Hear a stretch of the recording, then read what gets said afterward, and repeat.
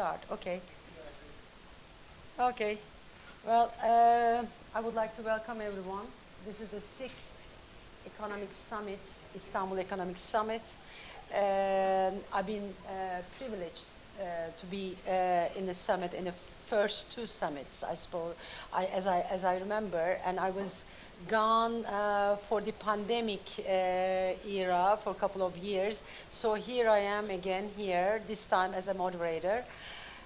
And well, we welcome you all, and the title today is the Global Value Chains, which we understand the meaning more so after the pandemic times, that the whole world had suffered so much, the population, unfortunately.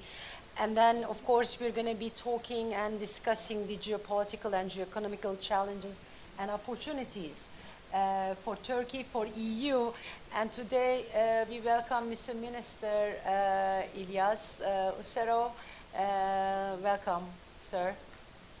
And Kazakhstan and Turkey, we appreciate that you're here, and then we of course appreciate the good relations between our two countries. Thank you. So let me first start introducing the panelists. So here on my left side, Pınar Ersoy. She has several hats, and one of which is let me see, so I shouldn't make a mistake here. Let me read the English title. President of the German-Turkish Chamber of Commerce and Industry, and she's also representing the Z Bank in Turkey. So welcome, Pınar Hanım. Next to her is Mr. Umberto Del Panta. He's the representative of EIB Bank in Turkey. In fact, I also work for EIB indirectly. I'm with the EIF. So welcome, Umberto, which is an institution that I know quite well. And next to him is Mr. President, Vice President İlyas Usero. He's arrived from Kazakhstan, and he's the Vice Minister of National Economy of the Republic of Kazakhstan. Welcome, sir. And then we have as a guest Professor Dr. Bülent Güloğlu. He's the Vice Rector in Istanbul Technical University. So, looking at these titles here, as we all know, the world population has suffered a great deal during the pandemic era. And yes, as we are looking into recovering from the painful era as such, yet we have been challenged by the war, Russian attack to Ukraine, and that has obviously had impacts on each country, on all of our economies. One thing for sure, I believe, that the pandemic era showed us that global values are very important, especially in the sense that we should take care of our globe, our earth, and the green economy as such has become very important. So it's something that we cannot do without, that's for sure. And the world trade has suffered due to the pandemic era, and especially the supply chains have, as you know, interrupted. So there was a slowdown in the world trade, and in the supply side, also in the demand side, but it came to such a point that the supply chain side was so disrupted that it affected the world trade a great deal. So we've seen decreases in the trade in the world, and then yet we haven't recovered yet from that, and now we see the effects of the war. And then, of course, that shows us that the world output growth is going down, and then we might, and the figures show that we might go into a recession. So that's a painful, again, a painful next couple of years in front of us. So when it comes to geopolitical and geoeconomical challenges and opportunities, Turkey, of course, stands in a very important geographical place in the world, and then, of course, with all our neighbors in some trouble. So we are in the era that we are going to hopefully establish new relationships with our new partners. And one thing that I believe that has, I think, struck me quite a bit, that after or with the war, that showed us that how fragile the economies can be, especially the Russia putting so much into this energy blockages to Europe, to all of these countries, and then in return the US and the EU, especially, of course, putting sanctions on Russia. So like in the Cold War era, we again see that there's a block in the world again, so which is again another challenge for the world. So I would first like to ask Umberto, as he is sitting in a very important position from the European side, where do you see the Turkish economy and the EU economy with all these challenges, and hopefully do you see an opportunity for Turkey and for the EU specifically? Sure, thank you. Well, the time is short, so it's difficult to provide a comprehensive comment on all what is happening. But you are absolutely right. We are in the middle of a storm which is, it seems is never stopping. It started with the pandemics and is continuing this year with a war between, let's say, Russia and Ukraine. Now, looking a little bit, well, this is something that impacts all the world, but in particular, as you rightly said, Europe broadly, geographically. And this after a period where Europe was fighting against the pandemic in, I would say, not a bad way, discovering some more unity, and this was supposed a year to get finally out of difficulties from an economic point of view. But the war has had a terrible impact on the European Union, and we can see also that within Europe the positions are not always aligned. This is another challenge. I'm positive, I'm optimistic by nature, so I believe that at the end of the day, like pragmatically the European Union has demonstrated, they will be able to overcome this difficult period, probably having to change something also in their business model.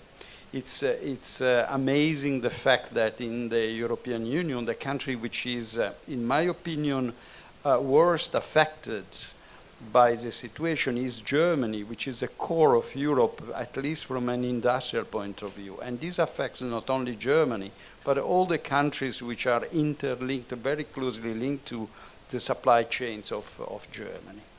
So this is quickly about Europe and the European Union. For Turkey, the subject is different. They came out of the pandemics in a different way than the other countries, but they managed, and then they, over time, they gained importance from a geopolitical, but also geoeconomic point of view. The war, in a sense, it depends, because it started a few months ago. We don't know if and when it's going to end, but Turkey is playing its own cards, and in a sense, is, I wouldn't use the word benefiting from the situation, but certainly is seizing some opportunities. Also very notable, and then I conclude to give floor to other participants, very important the fact that is trying to play a role over the past year, few months, which is that of a power, an important regional power willing to appease. Now, only 1 year ago, the situation between Turkey and a lot of the regional neighbors, let's call him like that, was not very, was not a situation of peace, was a situation of tensions. Now, these tensions have been reduced, but there are still some areas, geographic, where these tensions are not yet subdued. Now, what for Turkey, we are, well, it's also a very special time because next year there will be elections and nobody knows what is going to happen, but certainly for Turkey the situation, I would say, is quite different from the one of the European Union. There are opportunities and there are risks. It's very difficult to focus what will happen in the future. I close here, and I'm of course open to questions if the audience will have it. Thank you. Okay. Okay, well, you're absolutely right. I mean, as a locomotive country of the EU, Germany has suffered quite a bit, and I think the contraction of German economy is somewhat one of the worst after the Second World War, and the highest inflation rates we see in the EU, which never ever mentioned before, although in Turkey we have been used to this unfortunately in the past. So those dark days have come again in Turkey in terms of inflation, high inflation days. But well, thank you very much. So you can always ask questions after we finish the round of questions. So I would like to ask Bülent Bey, could you please analyze as well after the pandemic era, where do you see the opportunities and challenges, risks for Turkey? You can talk about a little bit about EU if you would like, but specifically let's concentrate on Turkey, I believe, especially after the war as well. Tabii, buyurun. Derseniz. Pandemiden sonra en büyük olaylardan bir tanesi tabii bizi etkileyen, özellikle Türkiye özelinde etkileyen komşumuz işte Rusya'daki gelişmeler, Rusya-Ukrayna savaşı. Tabii burada bir takım riskler ve fırsatlar doğdu Türkiye için. Bu Avrupa ile olan ilişkileri de etkiledi. Rusya'nın Avrupa ile olan ilişkileri bu süreçte kötüleştiği için biraz bu durum Türkiye'nin lehine seyretti. Şimdi baktığımız zaman dünya tam 2022'de işte Fed'in bundan sonra sıkılaşma politikalarını uygulayacağız demesinden başlayarak bir tedirginlik sürecine girdi. Yüksek enflasyonu önleme adına ne olacak, nasıl bir şey bizi bekler derken daha onun sonuçlarını almadan Ukrayna-Rusya savaşı Şubat 2002'de başladı ve bunun yıkıcı etkilerini görmeye başladık. İlk önce Avrupa'da başladı. Panelistimizin belirttiği gibi en büyük etki Almanya'da başladı. Şimdi bizim özelimizde baktığımız zaman ne oldu? Tabii Türkiye şu ana kadar büyük bir yaptırım uygulamadı Rusya ile. Hatta ilişkilerimiz savaş öncesi dönemine göre daha iyi gidiyordu. En azından ekonomik bakımdan baktığımız zaman işte bendeki verilere göre işte bu yıl yaklaşık %87'lik bir ihracatta artış var. Türkiye'nin Rusya'ya ihracatında. Başka fırsatlar da doğdu. Mesela işte bu Transhazar ulaşım hattı. Buraya baktığımız zaman burası daha sıklıkla kullanmaya başladı. Örneğin yeni verilere göre 2,7 kat burada trafik arttı. Çünkü birçok ülkenin şirketleri Rusya'nın asıl işte kara alanlarını kullanmak istiyor, karayollarını kullanmak istemiyor.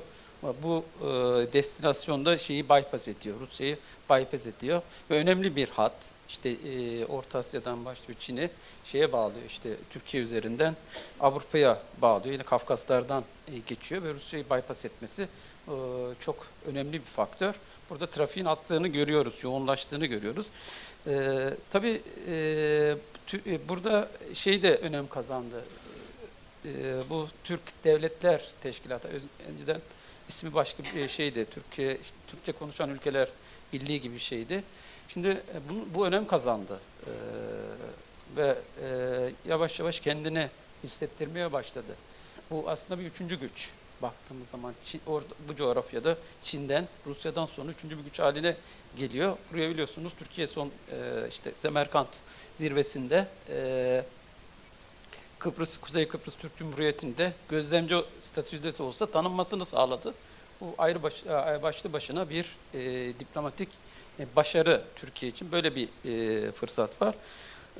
Bunun dışında enerji tabii çok önemli. Birçok ülke, Avrupa ülkesi özellikle bu enerji, Rusya enerjiyi kesince, doğal gaz akışını kesince ya da azaltınca bundan etkilendi. Bunu hepimiz görüyoruz.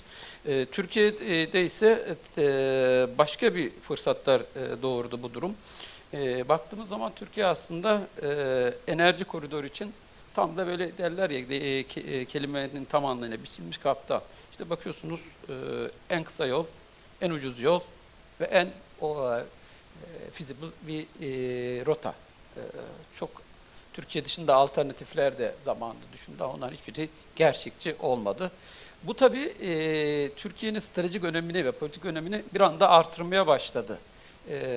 Biz bunları yaparken tabii yüksek bir enflasyonla boğuşuyorduk ama siyasi tarafta böyle gelişmeler ön plana çıkmaya başladı.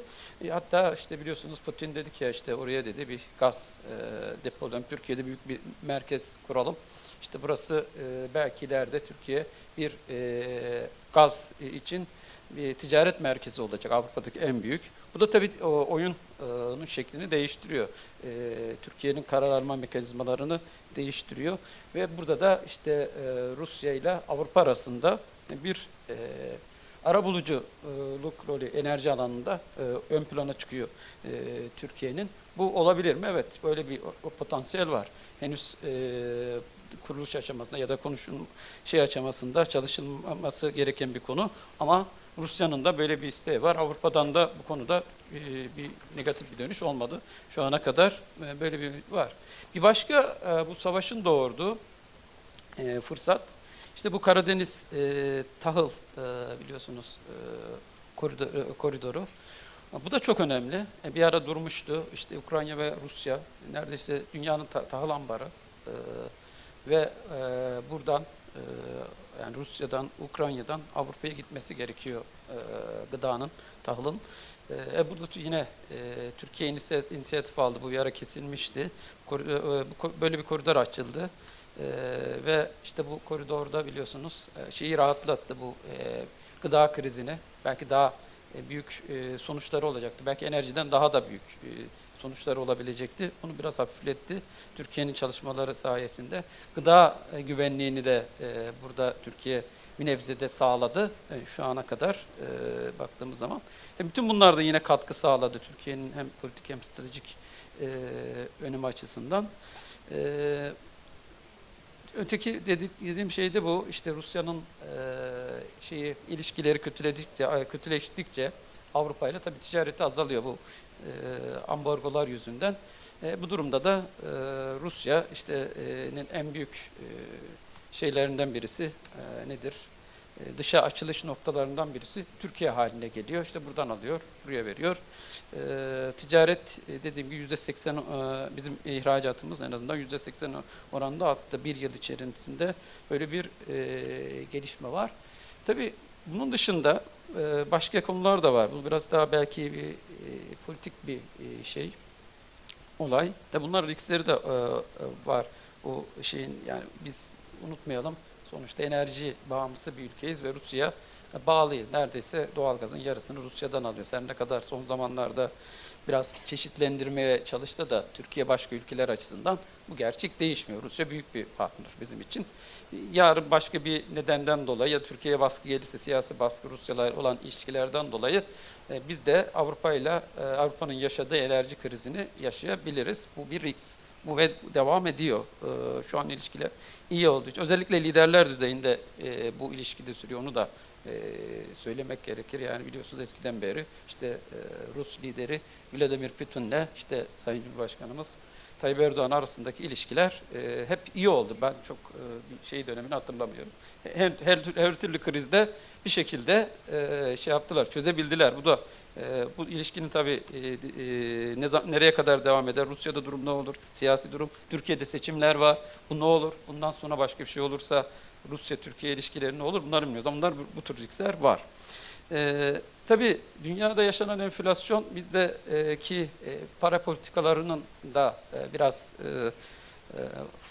neoklasik iktisadın öngördüğü para politikalarının dışına çıkılmasıyla diyelim farklı bir şekilde seyretti. Biz tabii enflasyonu en yüksek, en şiddetli bir şekilde hisseden ülkeyiz. İktisattaki klasik işte doktrinler ile biz bunu çözmeye çalışmadık. Başka alternatif politikalar geliştirmeye çalıştık. Bunda da tabii ilk başlarda işte ulusal rezervlerimizde büyük faizi düşürdüğümüz için diğer ülkeler mesela FED 2022'nin başında işte anons etti. Dedik faizleri yükselteceğim dedi. Bilançoyu küçülteceğim dedi. Biz de biraz daha farklı bir şekilde faiz politikalarında daha gevşek para politikaları iktisattaki onları uyguladık. Faizleri düşürmeye başladık. Son zamanlarda biraz selektif kredi politikaları falan bazı sektörlere veriyoruz, kısıtlıyoruz ama bunun sonucu enflasyonun yükselmesi tabii birçok şeyi etkiledi. Döviz kurunda hızlı bir artış oldu. İşte pandemiden sonra Türk lirası değer kaybetti büyük ölçüde. Tabii rezervlerimiz azalmıştı. Son dönemlerde biraz tabii yine ikili ilişkilerin de sayesinde rezervlerde bir artış görüyoruz. Her ne kadar ciddi biçimde bir yatırım, yabancı yatırım girişi olmasa da başka kaynaklardan rezervlerimiz başka faktörlerle arttı. Özellikle bu yılın ilk 2 çeyreğinde bir düşüş oldu. Daha sonra bir toparlanma ve artış görüyoruz. Burada böyle bir gelişme var. Tabii bunun sonucu şimdi baktığımız zaman işte enerjiye bağımlı ülkesin enerji fiyatları artıyor dünyada. Döviz kurunuzda yani TL'nizde TL değer kaybediyor. Bunun sonucunda ihracat ne kadar artsa da bir şeye bakarsanız işte dış ticaret hatlarına bakarsanız yine aleyhimize seyir devam ediyor orada da ve bunun sonu cari açıkta bir artma var. Bunun da yapılan öngörüler 2027'ye kadar da bu durumun da süreceğini gösteriyor. Yani 2027'ye kadar cari açıkta bir büyük düzelme beklenmiyor. Türkiye açısından çok böyle farklı bir politika veyahut da farklı bir kaynak girişi olmadığı zaman işte bugün sabahki oturumda da söylendi. İşte bu borçlarımızda yine artış var. Bütçe açığında artış var ve bütün bunlar son yaşanan dünyadaki ve işte çevremizdeki ekonomik şeylerin etkisi, olayların etkisi. Burada tabii bundan sonra ne olacak? Belki baktığımız zaman yani Türkiye biraz daha farklı farklı bir ülke aslında. Yani farklı dinamiklerimiz var. Bunu kabul etmemiz lazım. Yani bir Avrupa ülkesi ya da işte ne bileyim ya da bir büyük güç gibi hareket etmiyoruz. Kendimize özgü bazı şeylerimiz var. Ve bunlar genelde birçok şeyin önüne geçebiliyorlar. Ya da gündem, birinci gündem bunlar olabiliyor. Mesela işte Amerika ne yaptı? İşte enflasyonu dedi önleyeceğim. Kararlı bir şekilde devam etti. Avrupa biraz daha şeydi işte önce resesyon mu yoksa enflasyonu mu hedefleyeyim. Bu konuda biraz tereddütteydi. Faiz artışlarına çok Amerika'daki gibi katılmadı. Ama biz başka bir dinamik, az önce anlattığım dinamikte biz farklı bir şekilde hareket ettik. Dolayısıyla Türkiye'yi değerlendirirken önümüzdeki risk ve fırsatları değerlendirirken hem toparlarsam coğrafyaya bakmak lazım. Oradaki gelişmeler kesinlikle bizi birebir etkiliyor. Ve bunlar ekonomik olayların önüne de geçebiliyor. Yani Türkiye'de öncelikli birinci iş yani en azından politika yapıcılar açısından diyelim. Ya burası yanlış anlaşılmasın. Enflasyon olmadığını biliyoruz. Ama Avrupa'da da birinci şey değil. İkinci belki öncelik enflasyon. Birincisi resesyon. Şimdi herkes resesyonu düşünüyor. Ama bizim farklı dinamiklerimiz var biliyorsunuz. Bizde resesyon şu an çok da hani şey değil. Büyük bir tehdit gibi şu an en azından görülmüyor. Ama bu çok önemli. Tabii biz baktığımız zaman en büyük partnerlerimiz Avrupa. Yani orada bir şey olursa bu bize etkileyecek. Ama yine birinci öncelik değil. Anlatmak istiyorum. Daha başka önceliklerimiz olduğu için Türkiye biraz daha farklı. Bunları özetlemeye çalıştım. Yine sorular olursa alabilirim. Teşekkür ederim. Evet.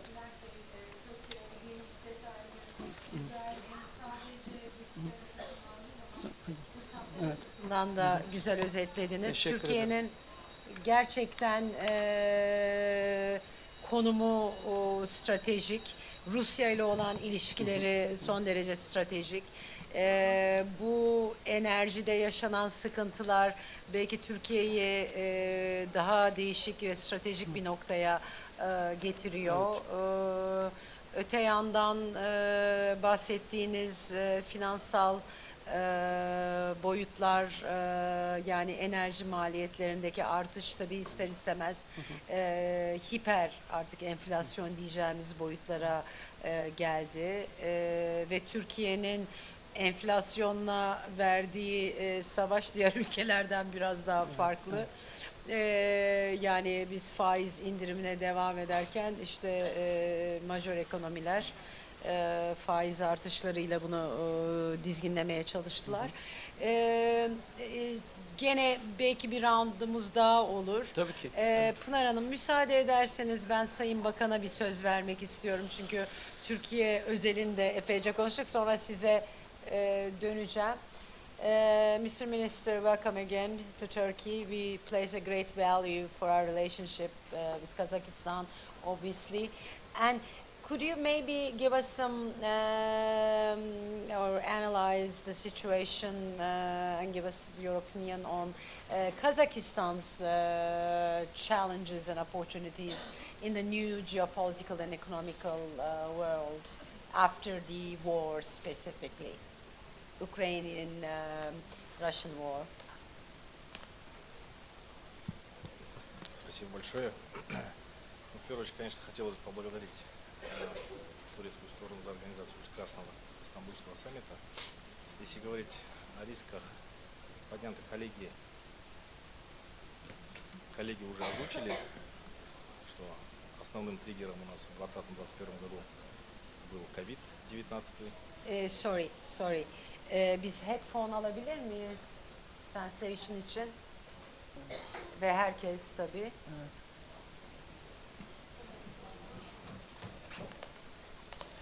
Bana bir yardımcı olursanız. Evet, bir de yes. Sir, could you please speak a bit louder? Evet.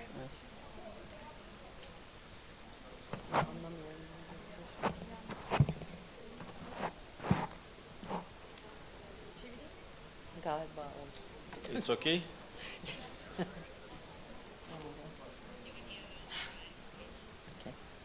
Okay, sir. Okay, sir. Thank you. Но, то, что триггером у нас в 2020-2021 году выступил COVID-19, ни для кого не секрет, который оказал, наверное, свое влияние на всю мировую экономику. Не успев экономики многих стран оправиться, не успев экономики многих стран оправиться, мы видим текущую геополитическую ситуацию, которая внесла свои, наверное, коррективы в развитие многих стран. В частности, санкционное давление, понятно, оказывает свое влияние на экономики стран Центральной Азии в целом, но и не обошло и нашу страну, Казахстан. Россия у нас на сегодня является, наверное, одним из крупнейших стран-партнеров торгово-экономического. Поэтому Казахстан, хотим мы этого или нет, так или иначе, получает негативное влияние, которое оказывается сейчас в том числе западными странами Европейского Союза на Россию. Это в первую очередь понятно, что прерываются... Перевода нет? No translation? I believe there is no translation. No, there must be a translation. Hanımefendi tamam mı burası?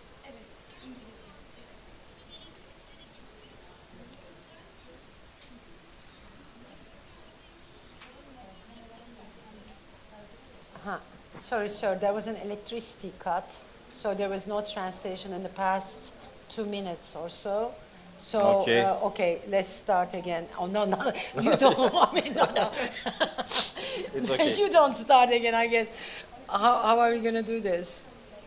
No, there was no translation in the last 2 minutes, unfortunately.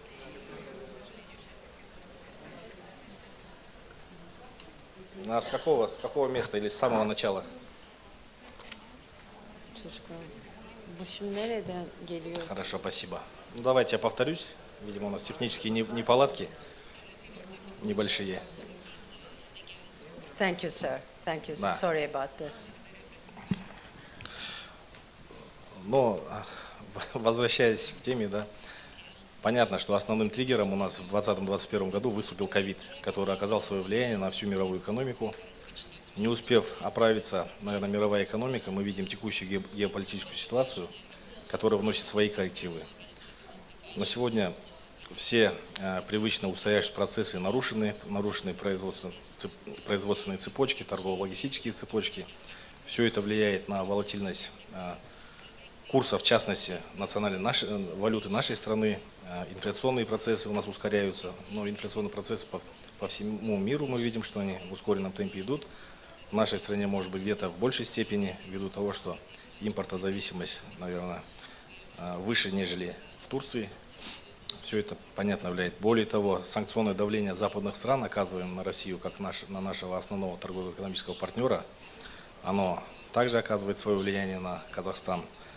Это происходит вследствие резкого изменения конъюнктуры на сырьевых рынках и возникновения, как я уже сказал, разрывов в производственных и транспортно-логистических цепочках. Но несмотря на это, правительством принимаются ряд мер, направленных на нивелирование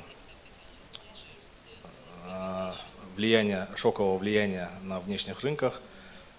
Благодаря принятым мерам мы видим, что экономика нашей страны растет, на сегодня порядка 2,5%. Если говорить о возможностях, безусловно, Турция у нас входит в пятерку. На сегодня, вот мы смотрели, Турция у нас входит в пятерку наиболее крупных наших торгово-экономических партнеров. Также у нас в пятерку входят страны Европейского Союза, это Италия, Франция. Поэтому мы, безусловно, видим в этом и свои возможности, которые необходимо, наверное, нам усиливать работу в данном направлении, выстраивание взаимоотношений между Турцией, между странами Европейского Союза. Мы видим, что многие крупные, наверное, иностранные игроки, которые вынуждены были покинуть Россию, ищут место для релокации своего бизнеса.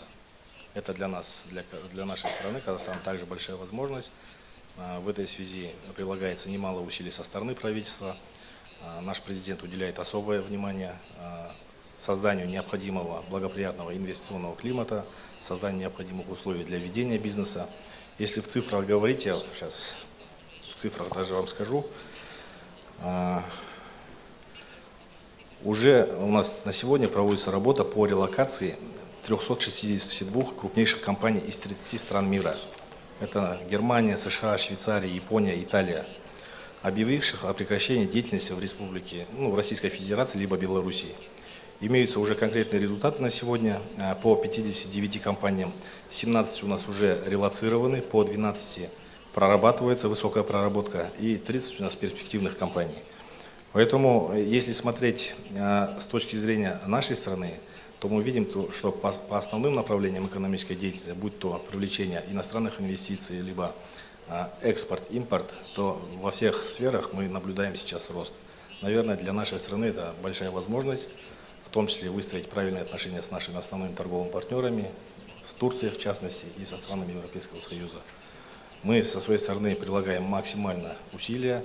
Я думаю, между нашими двумя странами на самом высоком уровне диалог выстроен очень хорошо. Не так давно была проведена встреча президентов двух наших стран. Поэтому я бы хотел, пользуясь случаем, пользуясь этой площадкой, заверить, что для иностранных инвестиций, для других, мы всегда открыты и готовы со своей стороны создать все необходимые условия. И добро пожаловать. Спасибо. Well, thank you very much, Mr. Minister. So, as you suggested, Kazakhstan economy has also been under some strains, but there's also some opportunities that are created with the new. No. Pardon. And there are some advantages, as you suggested. There are some relocations of some companies to from Russia to Kazakhstan, as I understand. So there are opportunities and there are challenges, just like our country is facing. But here, I think the most important is that our cooperation with Kazakhstan, as you suggested, Turkey is one of the 5 major partners for Kazakhstan. That's very pleasing to hear. So I was just informed that there's another panel is going to start because I think we started a bit late. But I have to give a chance to Pınar Hanım just to say a few words, especially on the financial world. What do we see with the new after the war era? You know, what's happening for Turkish financial markets sector? Ben de o zaman hızlıca Türkçe söyleyeyim. Aslında tabii Avrupa bankaları ve Türk bankaları anlamında konuşacaktım ama çok çabuk Rusya ve Ukrayna savaşının etkileri anlamında Avrupalı bankalar tabii ki etkilendiler. İlk etapta ilk etkilenen sektör hatta bankacılık oldu diyebiliriz. Çünkü anında işlemleri durdurmak zorunda kaldık. Zira Avrupa Birliği tarihinde ilk defa bir yaptırım politikası belirlendi ve uygulanmaya başladı. Dolayısıyla para transferleri durduruldu, yeni yatırımlara kaynak aktarımı durduruldu vesaire vesaire.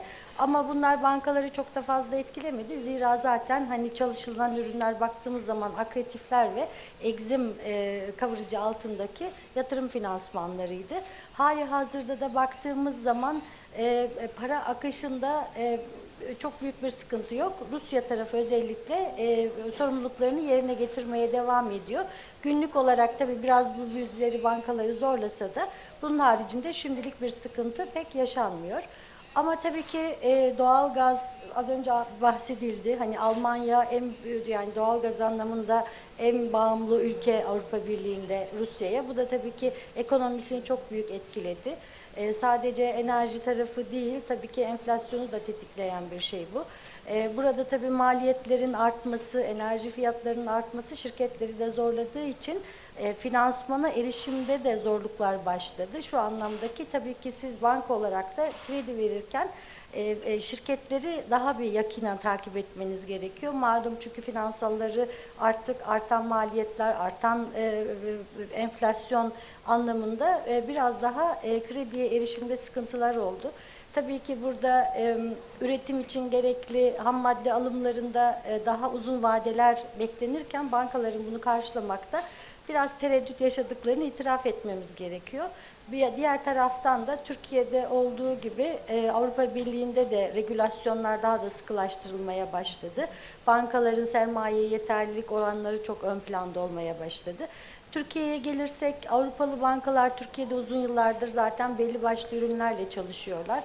Türk bankaları da son dönemlerde enflasyon olsun, az önce Bülent Hoca'nın da bahsettiği diğer sebeplerden dolayı tabii ki biraz yani yakinen takip ediyoruz diyelim siyasi anlamda. Dolayısıyla burada da önümüzdeki kısa vadede biraz zorlayıcı olacaksa da Türkiye her zaman diğer gelişmekte olan ülkelerden biraz daha farklılık arz etmiştir. Geçenlerde çok büyük bir Alman grubunun CEO'sunun söylediği gibi Türkiye'ye Almanların ya da Avrupalıların bakış açısı trust based on track record. Dolayısıyla geçmişte uzun yıllardır Türkiye ile iş yapan herkes, hem bankacılar hem diğer sektör temsilcileri, Türkiye tecrübesi olan herkes Türkiye'de kalıyor, Türkiye'de yatırım yapmaya devam ediyor. Yeni gelecek olanlar biraz tereddüt yaşıyorlar. Ama Alman Türk Sanayi ve Ticaret Odası olarak biz de bu az önce söylediğimi kendilerine iletiyoruz. Bankalar da hala Türkiye'de iş yapmaya devam ediyor. Dolayısıyla Türkiye hala yakın takibimizde. Kısaca böyle. Çok çok çok güzel özetlediniz Pınar Hanım. Çok teşekkür ediyorum. Galiba odayı bir an önce terk etmek zorundayız. Ben çok teşekkür ediyorum bütün panelistlerimize. Sağ olun, ayağınıza sağlık. Evet, sizlere ufak bir herhalde plaketimiz olacak. Ben takdim edeyim istiyorsanız. Benim. Teşekkür ederim. Peki, this is me. Okay. Thank you. Thank you very much.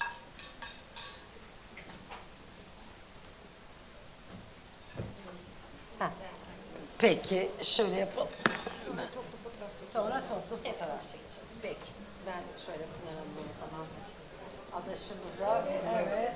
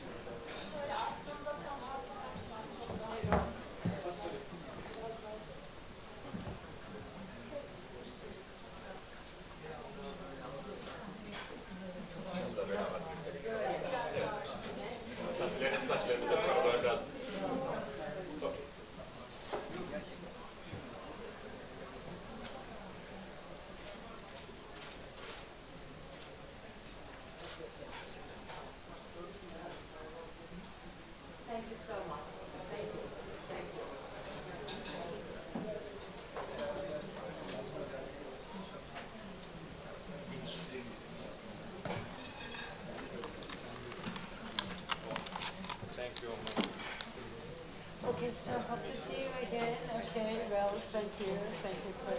Thank you.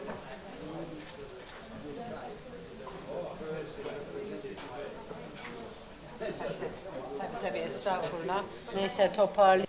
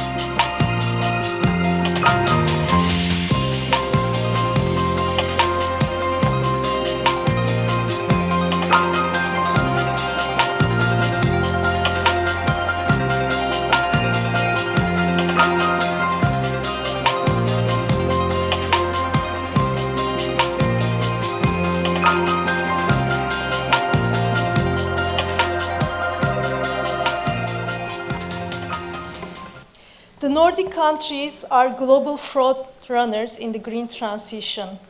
They have experience and know-how on transitioning into a more sustainable, low carbon, and resource-efficient society, which we find very inspirational. Nordic Talks bring together experts from the Nordic countries and counterparts from around the world for discussions on the United Nations Sustainable Development Goals. Nordic Talks are all about starting a conversation, not monologues. This is why we would like this panel in the format of a conversation. So also we would welcome your contribution in the Q&A session. First, I would like to introduce the speakers. Mr. Finn Mortensen is the Executive Director of State of Green, Denmark. Ms. Nina Vaskunlahti, Under-Secretary of State for External Economic Relations, Ministry of Foreign Affairs, Finland. Ms. Cecilia Ekholm, Ambassador for Sustainable Business, Ministry for Foreign Affairs, Sweden. And Mr. Borg Bjorn Neklet, founder and CEO of Ocean Sun.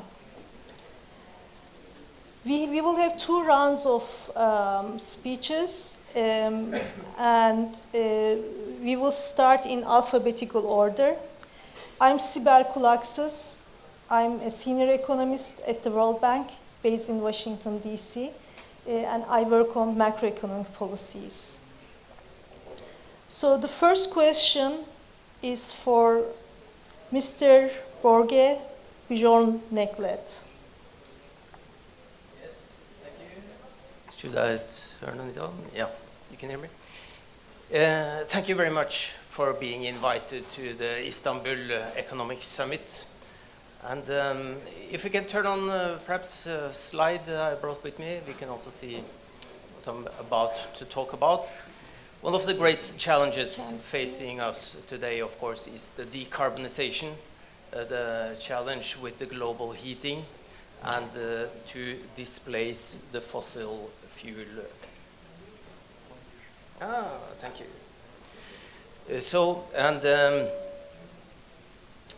I think most analysts today all agree that the solar energy is it is the undisputed contributor among the renewable energies.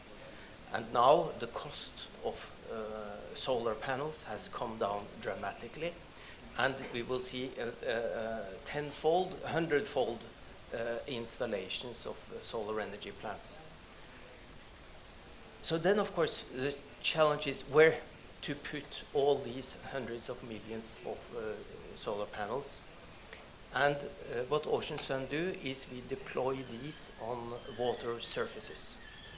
Like you can see in the movie, this is from a hydroelectric power plant not far from here in the mountains of Albania, together with the premier renewable energy company in Europe, which is Statkraft, having more than 340 hydroelectric power reservoirs.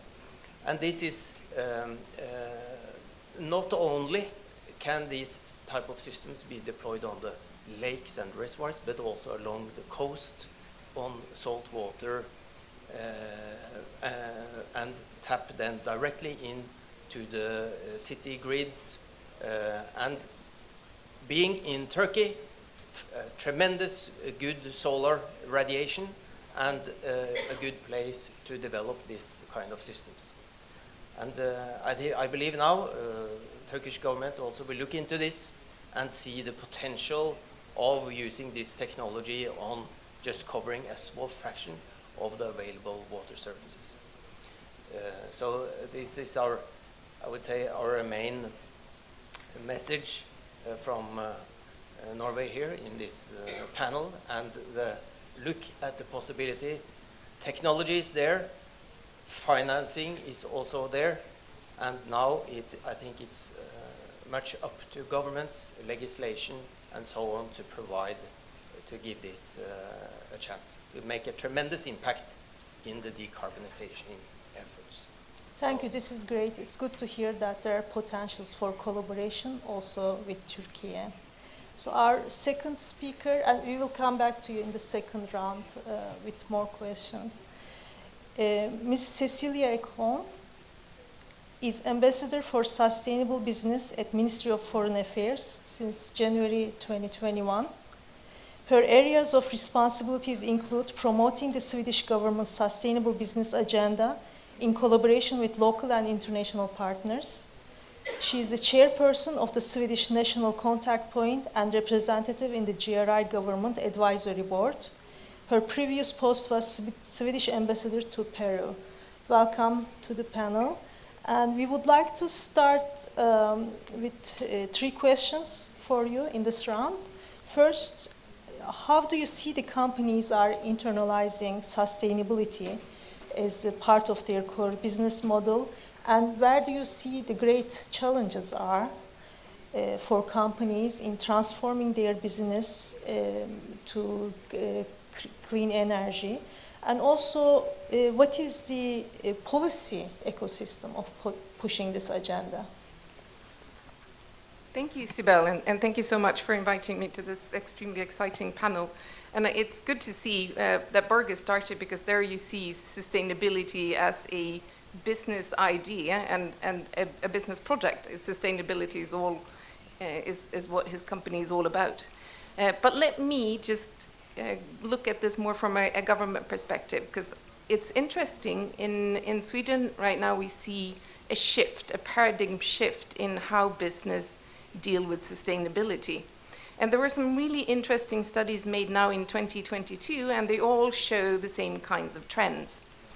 And the first slide, or the first little square that you see up there, is an indication of what kind of sustainability issues. We were talking about climate here, but of course climate is only one part of the sustainability agenda. There's other issues as well, such as social, transparency, governance, and other sustainability areas. So if you look at what are the priority areas right now for Swedish businesses, you will see that, of course, environment is at the top of the list. Climate change is really top of mind for almost any kind of business. But it is not the only one. It is closely followed by labor rights, corruption, and human rights. So the first thing that we can see, and the conclusion that we can draw from that, is that businesses today are not only working with climate change as a sustainability issue. There are other ways and other issues that are important as well. The second thing is about how do businesses work with sustainability today? And there's overwhelming evidence that the majority of the businesses today work with it as an integral part of their business model. It's not just about marketing sustainable products and services, it's about how your very business model looks. So that is one very interesting shift in paradigm, that sustainability is integrated into the core of the business model. The other thing is that it's also reaching out into the global value chains. Now we're looking at supply chain sustainability, which is what everyone is talking about. And we had another really interesting analysis made by our exporting finance, our finance institutions within exports. And they asked the exporting companies, when you ask your suppliers for raw materials or goods that you use to make your product and then export, do you have sustainability requirements? And 8 out of 10 companies asked their suppliers for sustainability requirements on human rights, on corruption, on climate. So that is also a trend that we see. It's going out into the supply chain. They were also asked, when you sell your product, how many of your buyers are asking you for sustainability requirements? And 60% said that their buyers asked them for sustainability requirements. So we're seeing sustainability requirements being integrated more and more into the supply chains. So it goes beyond the product, beyond the service, beyond the business model, it goes out into the value chains. And what is driving this force? So we were talking about the policy ecosystem, and that of course is one of the drivers. Specifically right now in the EU, we're seeing a lot of legislation coming on in this area, on legislation related to transparency, as in sustainability reporting. We also see there are current legislation being negotiated on mandatory due diligence on human rights in the environment, but also sectoral legislations when it comes to deforestation, batteries. But it doesn't end there. We also have unilateral measures, such as the proposed ban on products made with forced labor. And we also see the sustainability chapters in the free trade agreements. So we see a push for different sustainability requirements that are being built up in the European market. So we asked then the Swedish companies, what is driving your sustainability work? Is it the regulation? Is it because you think it's competitive? And surprisingly, no. It's very important. Regulation was the fourth most important issue. But the third most important issue was to attract talent and retain talent, because young people today will have requirements on the company that they will work for. They will want to work for a sustainable company. And then, of course, to be competitive, and that's what we usually hear. But I think the most surprising answer of all, and that is what most companies said that they were doing, they said, we work with sustainability because it's part of who we are. It's our values. It is who we are as a company. So I think that is where you see the shift, paradigm shift. Thank you. Thank you very much. So we may have some follow-up questions for you, especially on the implementation side. So our next speaker is Mr. Finn Mortensen, Executive Director of State of Green, Denmark, since year 2008. This State of Green is a public-private, not-for-profit partnership between the Danish government and the 4 leading business organizations in Denmark. So we would like to hear from you today why green business is good business. And we know that you're doing great work. So in DC, in Washington, we always talk about this best case studies, and always Denmark State of Green comes first as a best case study. And we want to learn more about you. Also, we want to see if there are any examples you could share with us, so other countries could replicate your experiences. Okay, thank you very much, Sibel, and first of all, thank you for inviting me to the panel today. I think, and State of Green, the organization I represent, is in the sweet spot between the public sector and the private sector. We have arm's length to both, and our job is to tell the story, provide the narrative about Denmark. Where did we come from back in the 70s when Denmark was totally dependent on fossil fuels, to where we are today, and what kind of visions do we have, and why is it that we think that we have some experiences that we can share. I mean, we're a country of only 5.8 million people. We only account for 0.1% of total global CO2 emissions. So you could ask, it doesn't really make any difference what we do in Denmark, but it has done over the years. And I would say that looking back 50 years to the first oil crisis in 1973, that really was the starting point for Denmark's green transition. As I said, we were totally dependent on imported oil. And like the rest of the world, we were very severely hit when the first oil crisis hit the world. The Danish politicians and parliament decided that, first of all, to put a high tax on all carbon, and secondly, also to start incentivizing renewable energy. And that set things in motion. We have had a constant focus on energy efficiency and on renewable energy. And you could say the position Denmark has today when it comes to wind power, for instance, as a global leader, was definitely born at that time when we started from the political side, from government side, to subsidize the wind industry. No more subsidies are needed today, but we have reached a point now where we have decreased our CO2 emissions significantly. We have a goal of reducing by 70% by 2030.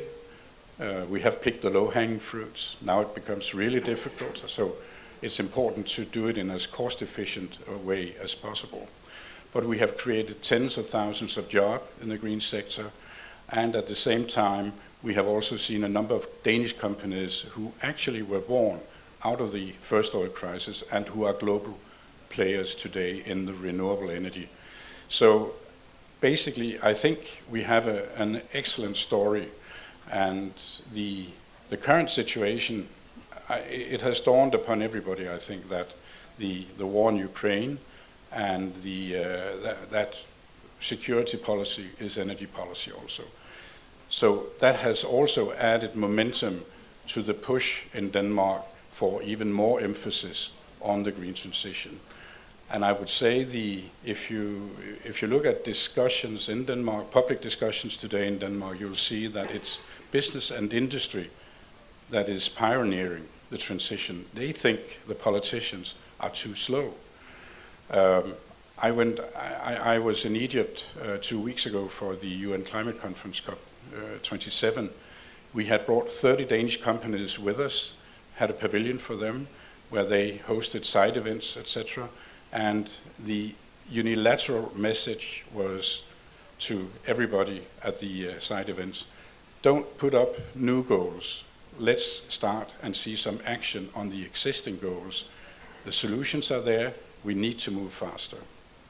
Then you asked for one concrete example for this transition, and the best I can give right now is on the west coast of Denmark, or of Jutland, there's actually Denmark's 5th biggest city called Esbjerg, which back until the 1960s was one of Europe's biggest fishing ports. A fleet, not only a Danish fleet came there, but international fishermen also loaded their fish there. Now, that more or less died, and instead it was turned into Esbjerg, the city of Esbjerg was turned into an offshore hub for offshore wind. They needed a lot of people to work, people who were used to working at sea under harsh conditions, so fishermen were retrained and became oil workers, and when that gradually faded out, because we made a decision in Denmark not to exploit oil and gas any longer, it turned into, and has now turned into, a hub for the global wind industry. The port of Esbjerg is today the biggest exporter of wind turbines and blades to places all over the world.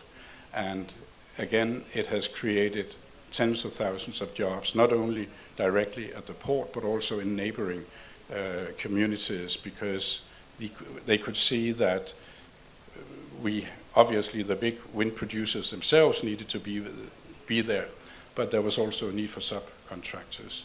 So that, I think, is a pretty good example of this transition over the decades to a situation where you create new green jobs. And there is a huge ambition in Denmark now to build 2 artificial energy islands, one in the North Sea, where there will be a production of 10 gigawatt of wind power, and possibly also power to X connected to it. So again, that will only add new jobs to the area. So basically, to round off, I think the perception in Denmark is, among business and industry, and particularly among Denmark's biggest industry confederation, that you have to go into a more sustainable direction and create green jobs. Thank you. Thank you, Finn. This is a powerful example that other countries could follow, and it's good to hear that it has the potential to create jobs in countries, and because these are major investment opportunities.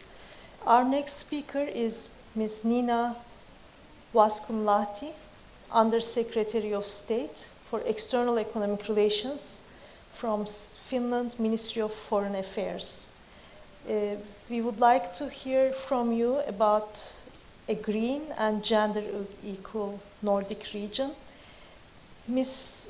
Vaskunlahti has been serving as the Undersecretary since June 2019. Her most recent assignments included Ambassador of Finland to India and Bangladesh, and previously Ambassador to Turkey, as well as Director General of the Department for Russia, Eastern Europe, and Central Asia at the Ministry for Foreign Affairs. She has always been a strong advocate for gender equality. So we will discuss about gender equality issues in the second round, but for this round, we have a couple of questions for you. We would like to hear from you what are the Finnish industries doing on sustainability and green transition. Also, what kind of collaboration opportunities do you see between Finnish, Nordic, and Turkish industries?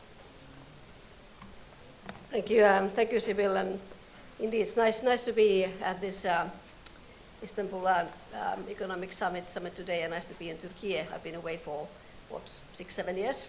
It's great to be back in Istanbul.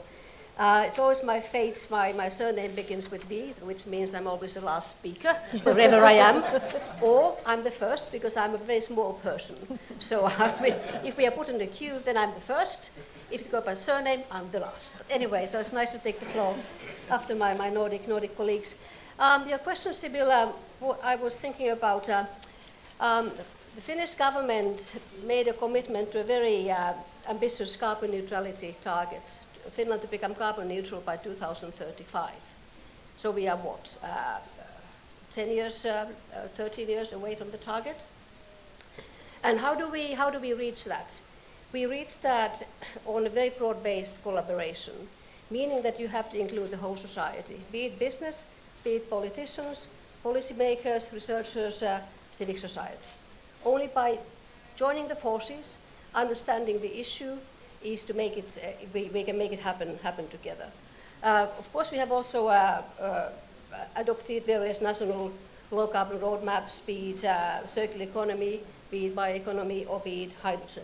But what I think is quite exciting, what we have done, and it comes here, and that also goes a bit back to what was mentioned by Finn, how the business sometimes, or very often, is on a driving seat, where we talk about how to mitigate the climate change and how to answer the questions of sustainability. And a couple of years ago, 14 Finnish industrial sectors put together roadmaps how to reach carbon neutrality by 2035. So each sector thinking what they have to do, what kind of innovations they have to put in place, how they have to change their processes, and what they expect from the government to make that happen. So that, in my view, was then these ideas were fed into the government and into the government programs, and that, in my view, was very much a public-private cooperation in its best way. So the industrial sectors, for instance, energy, chemical, forestry, technology, agriculture, you name it, 14 sectors all together. And if you take technology sector, for instance, their annual emissions are now 4 million tons. But when they put measures in place, these 4 million tons will diminish considerably, and one day will also come not only carbon neutral, but hopefully also carbon negative. And what does this mean in practice? It means improved material efficiency. It means electrification of the processes.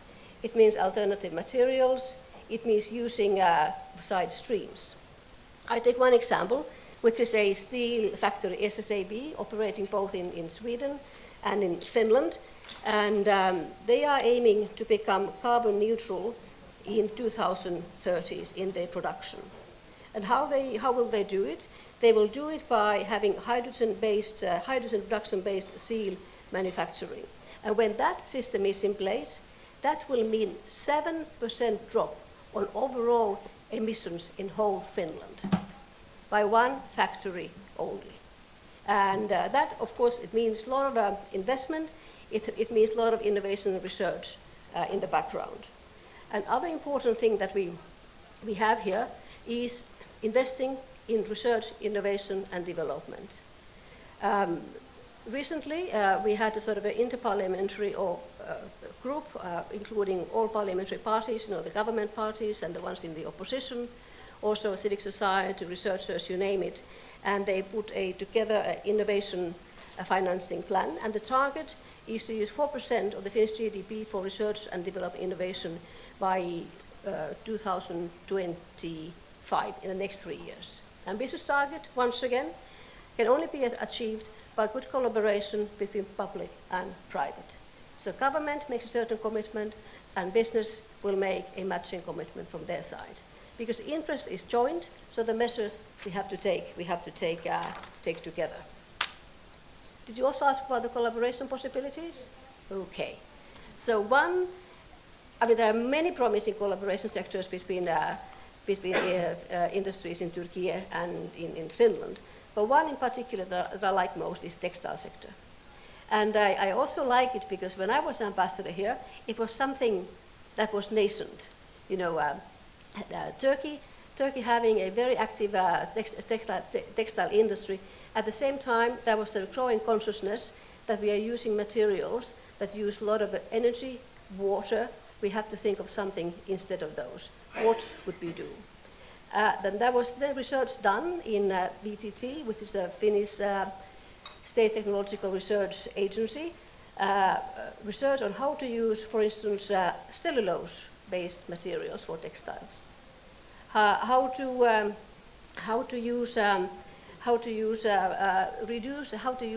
recycle textiles to make new textiles.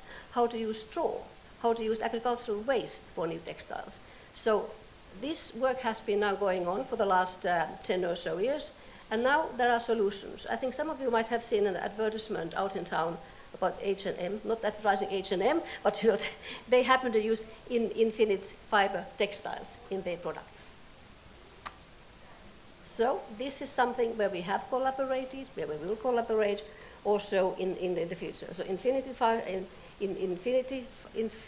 fiber and also ion cell. And I really feel quite excited about this because textile, you know, nice clothes are fun, textile industry is important, but we also have to make that happen in a sustainable way. Thank you.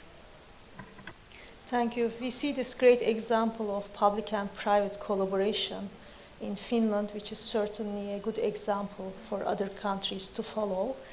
The second round, we want to talk more about gender issues and women's empowerment.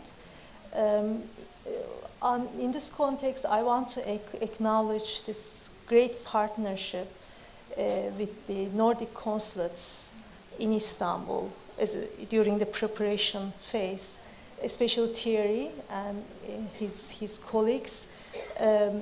We already started the dialogue on gender collaboration with the World Bank, and I think this panel will also add great value on this discussion.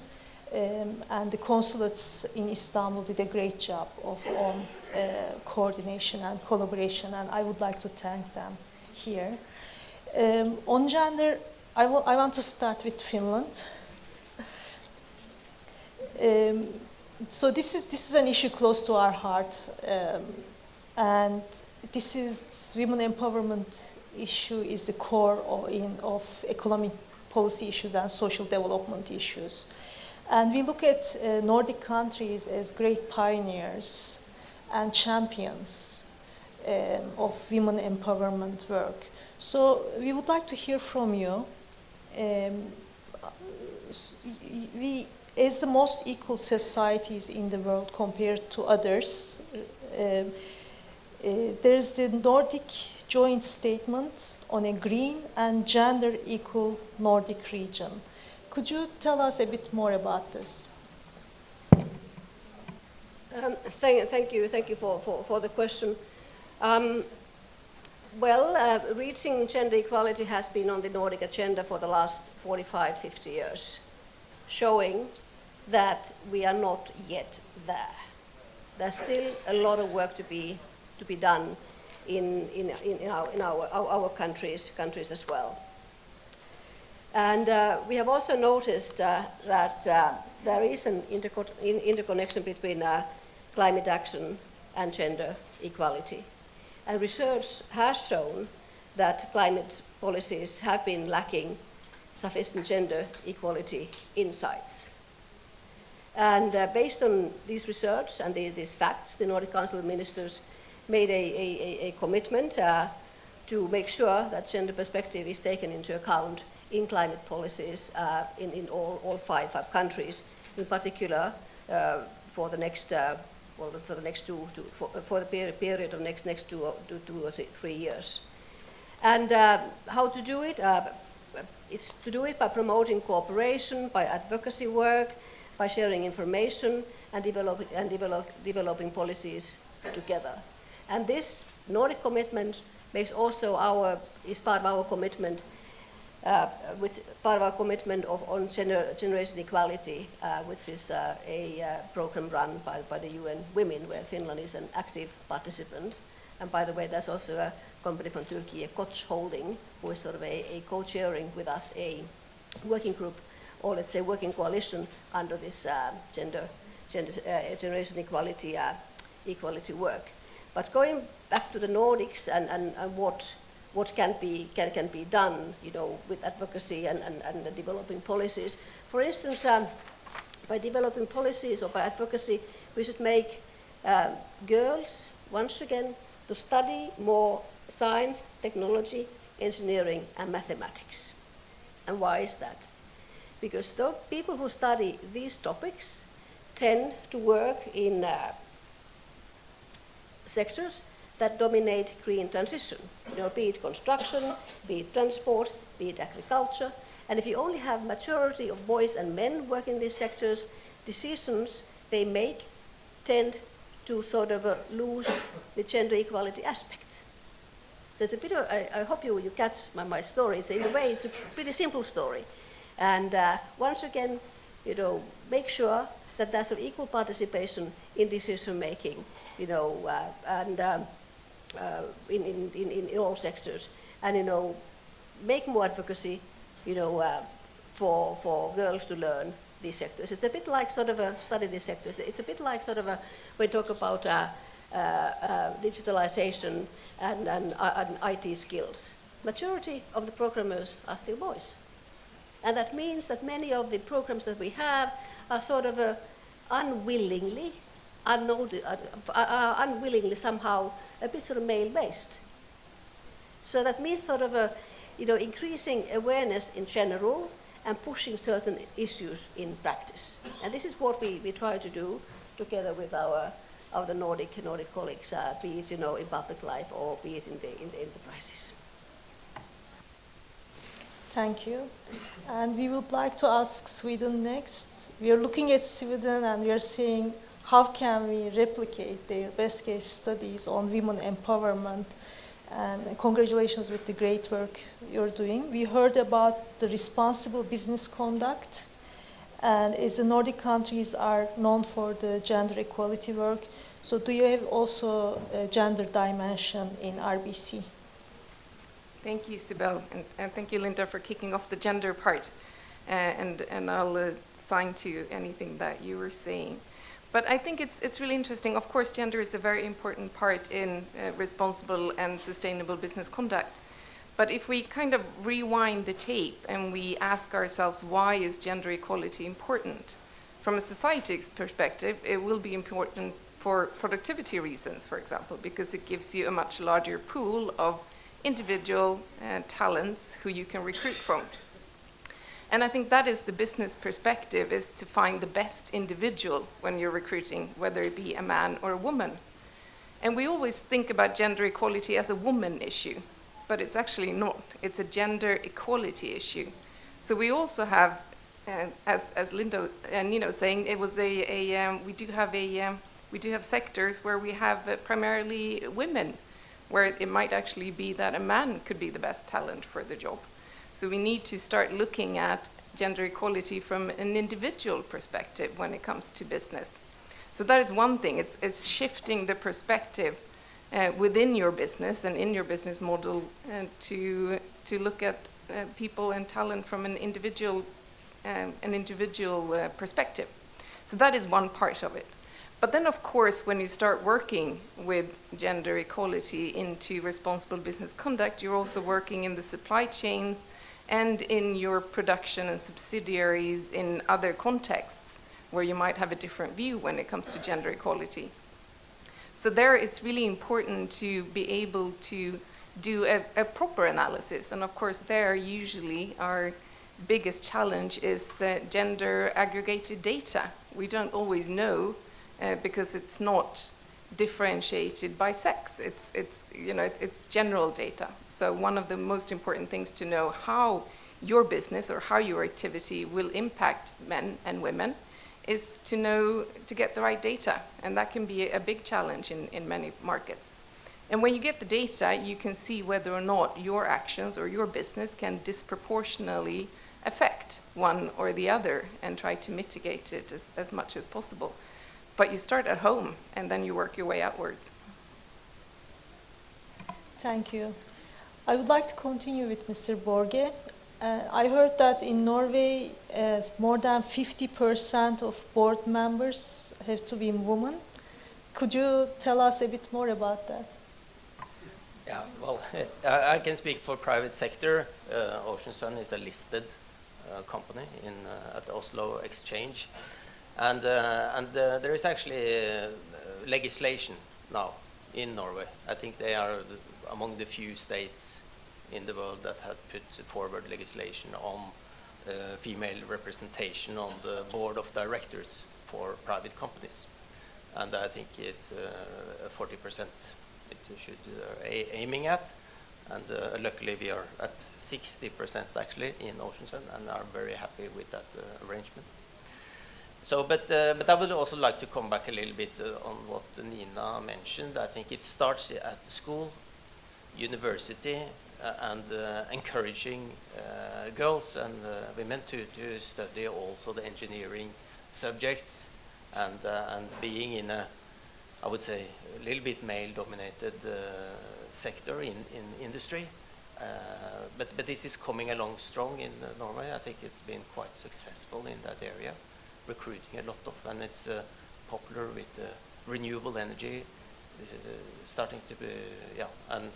And as an employer, we seek actively out female engineers and that or other occupations that can contribute to the company. It brings so much value, diversification, and not only gender equality, but also cultural and other diversification in a company is crucial for business success internationally. We foremost is an export company. We normally travel to Turkey to sunbathe and catch some vitamin D. We have to drink fish oil in winter, you know. So, but in order to make this international collaboration possible, you need to have the diverse group of employees in all, both male, female, and culturally. So, I think there are other panelists here that are more on the subject. We are very happy to hear this. It's actually refreshing because when we look at the gender issues and women's empowerment agenda, usually what everybody talks about is small and medium-sized enterprises and some low-level aspirations for women. But now you're talking about more than 50% of women becoming board members or CEOs or leaders in public sector and private sector. This is exactly what we want to see in other countries and also in Turkey. Thank you. And Finn, I would like to ask you, has Denmark played an important role in connection with the green transition and gender issues? Somehow I knew I would be the odd man out here on this. We don't really have that much to be proud of, I think, in Denmark when it comes to gender equality. At least not in the workplace. We have had, you know, before I took on this job in 2008, I had spent 15 years working in the media as a business editor and a business journalist. And I've written many stories and many editorials about the need for more women on boards and on top management. But we're still in a situation in Denmark today where we discuss, is it necessary to have legislation to make up for the deficit? Because there is a clear deficit of women in top management in Danish companies. Not only the the listed companies, the stock exchange listed companies, but also in ordinary companies. And when it comes to the board, it's the same. There is a deficit of women. And my personal opinion is we will have legislation at some point because it is simply not progressing enough at the right speed. So there will be some kind of legislation coming in over the next 4 or 5 years, unless we suddenly see a dramatic change. And it's I must admit, from my own organization, my board, I have 12 people on my board, only 1 woman.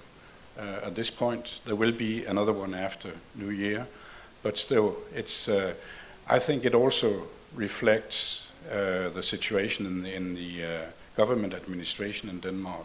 We are gradually seeing women becoming state secretaries, but it's a shift that is very recent. On the other hand, in the organization within State of Green, we have 15 employees and 10 of them are women. So, and simply because they were the best 10 out of 15. So we still have a long way to go, and I think you mentioned it earlier, Cecilia, about talent attraction in the future. I can hear it. All of my employees are between 27, 28, and well, for the women, late 30s. But I can hear from them, if they are going to work somewhere else, it will have to be a company or an organization which has a purpose. Young people are purpose-driven today, not only women but also men, and that will also reflect on the talent attraction in the future, and hopefully also to the benefit of women. When we had, not the last election, but the previous election, national election, general election in Denmark in 2019, it was called a climate election. And because just before the election, opinion polls showed that people, the election issue they cared most about was the climate. And it turned out that the women were the ones that were most concerned about the climate. And we can also see from various reports that when it comes to individual action in order to improve the climate, women are by far the first movers, not the men. So we have a long way to go, but I think it will improve in the future. But when it comes to legislation, I think we'll have to follow Norway. Thank you, Finn. Now I want to open it for questions. So if you have questions for any of the speakers, please go ahead and first introduce yourself. Do I need a microphone or shall I just... yes. Can everybody hear me? Okay. Okay. So let me wait for the microphone. Okay.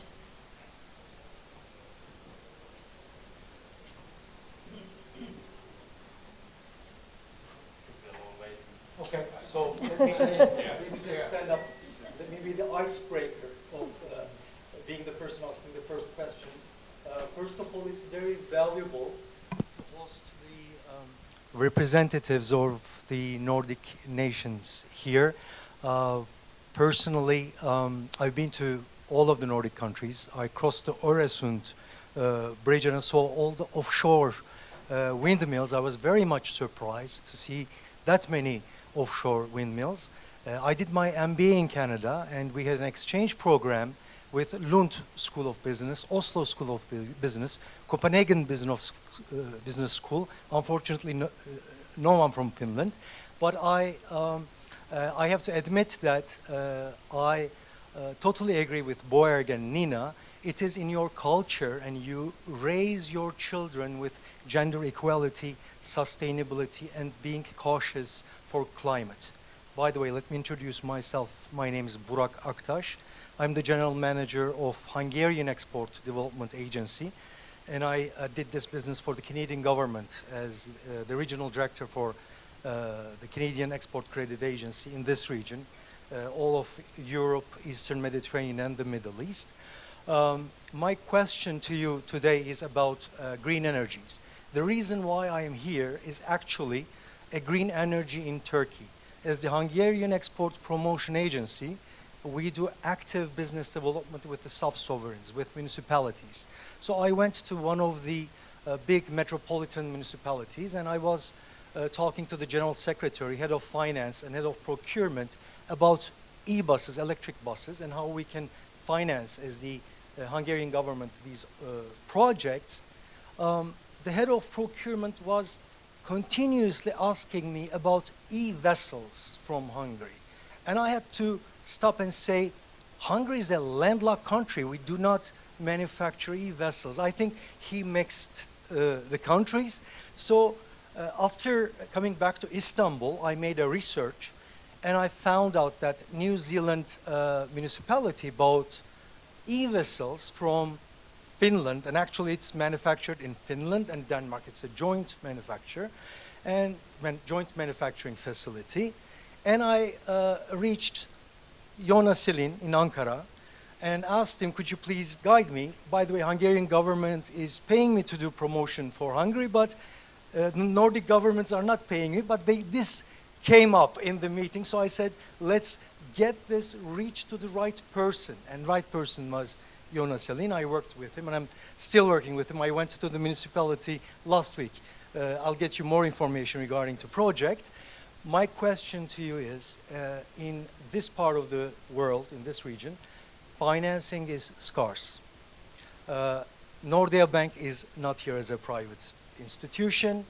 EBRD is here. EIB, I heard, is looking at opening an office in Istanbul again. But what about financing without the European Union funding, trying to change the procurement from diesel to electric vehicles, vessels? By the way, I have to admit that still in the eve of elections, municipalities are looking at buying diesel vehicles because of local manufacturing power here, an easy running facility, getting used to the diesel engine methods and industries, as well as it's costly, cost-wise it is less costly to run those vehicles still. What do you do as Nordic regions to finance these sustainable green energies in this part of the world? Before closing my session, I have to also tell you, Borg, thanks for showing, Borge, those floating panels in Albania. I'm ethnically Albanian, so it was very nice to see the country, and I've never seen floating solar panels. I hope in Turkey we will also see these green solar panels floating on the Aegean or Marmara, Black Sea, or in the Mediterranean soon. Thank you very much. Thank you. Great comments and questions. Let's take 2 more questions from the audience. Another question? Comments? Okay, we turn to our panel then. Thank you. No, first of all, please use the opportunity while we are here to ask questions. We cannot have been so perfect, all of us. But anyway, thank you for nice country promotion for Hungary, Finland, Denmark. Let us keep on doing that, because I also believe in collaboration between countries. We are all working for the same cause. Of course, the business might compete a bit among themselves, but this is only healthy, and the way. As long as we reach the goals. As far as export financing is concerned, I mean, in Finland we have Finnvera, which is the state export credit agency and the state guarantee agency. So it can sort of give, for instance, BIOS guarantees and export guarantees. It's not investments, but it will help somebody to get along the way. And then there are, private Finnish venture capital funds, etc. So if something is exciting enough and promising enough, they might be interested in. Thank you. Thank you, and thank you for, it's an excellent question, because you always need to get to the hard facts, right? How do we do this? And in addition to what Nina said, it was apart from, of course, the export credit and the export credit guarantees, if it is a country that qualifies for official development assistance, there are also some really interesting and innovative financing mechanisms within that sphere. In our case, it would be the Swedish International Development Agency, who have different kinds of financial instruments that they can also support this kind of green transformation projects with. Yeah, and I can only echo what Cecilia and Nina said about export credit facilities from Denmark. Actually, I think earlier today there were 2 people from the Danish Export Credit Agency present here talking to some big entrepreneurs in Turkey about projects. I think the Danish export credit system also makes it possible to invest for equity. So it's not just a guarantee. And you only have to have, I think the limit is, you have to buy 30% Danish. The rest can be from anywhere else. So there are a number of facilities, and when it comes to ODA countries, it's the same, a lot of different schemes. I would also add that we do have a number of pension funds in Denmark that are very, very active on a global scale on sustainable projects. Not only wind, but also solar. Some of them are billion-dollar enterprises today, and they go wherever they see an opportunity. I can put you through to some of them if you want to. Thank you. Yes, and I think Norway is very similar in the sense that Sweden and Norway with these export finance arrangements and guarantees and such. But I think when looking at the floating solar in particular, this is not necessarily huge. It's possible to start relatively small with these 1 megawatt systems, and what you will see then is that these are extremely profitable. And you mentioned the diesel generators, and that it's 10 times higher the cost of power from almost from a diesel generator. So these things will come on a purely driven by, not necessarily driven by sustainability, but just the sheer cost of energy. So this will be very much market driven, I believe.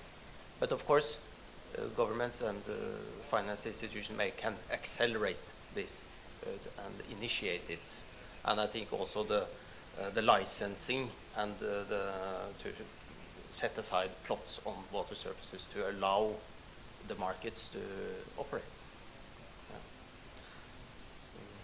Thank you. If there are no further questions, I want to invite Mr. Abdullah Değer, Chairman of the Istanbul Ekonomi Summit Executive Board, to be.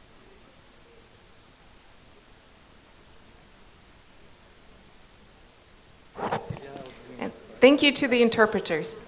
Thank you.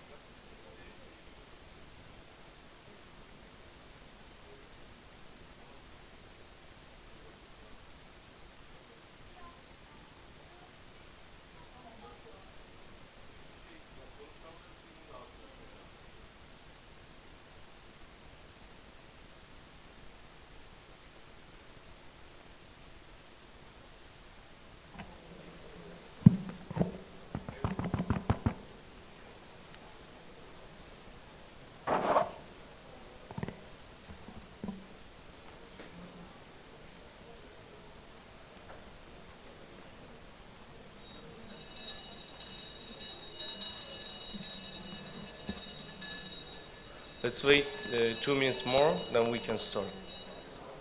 If you...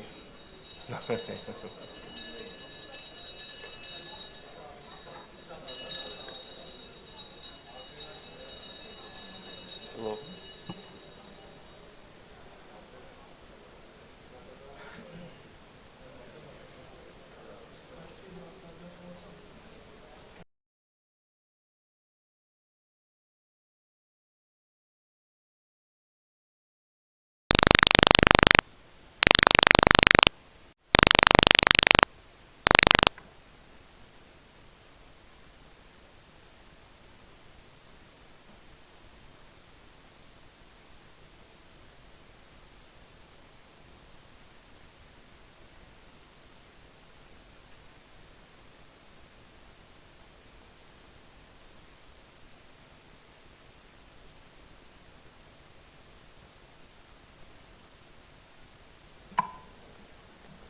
Okay, anyway, we will start. I think we have enough people to start.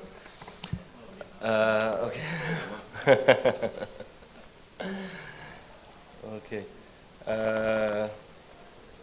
And ladies and gentlemen, and you welcome to our discussion today. We really have very distinguished speakers from various countries and with various backgrounds. First, I want to introduce my colleagues today with you, and I will start with Abdülşükür Abedin, and he came from Macedonia, North Macedonia, and he is now the Deputy Minister of Agriculture, Forest and Water.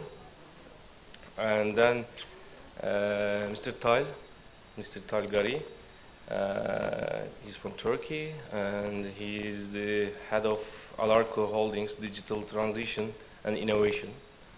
And Mr. Professor Dr. Aytül Erçil, Miss Professor Dr. Aytül Erçil, and she's the founder and the CEO of Vispera technology company.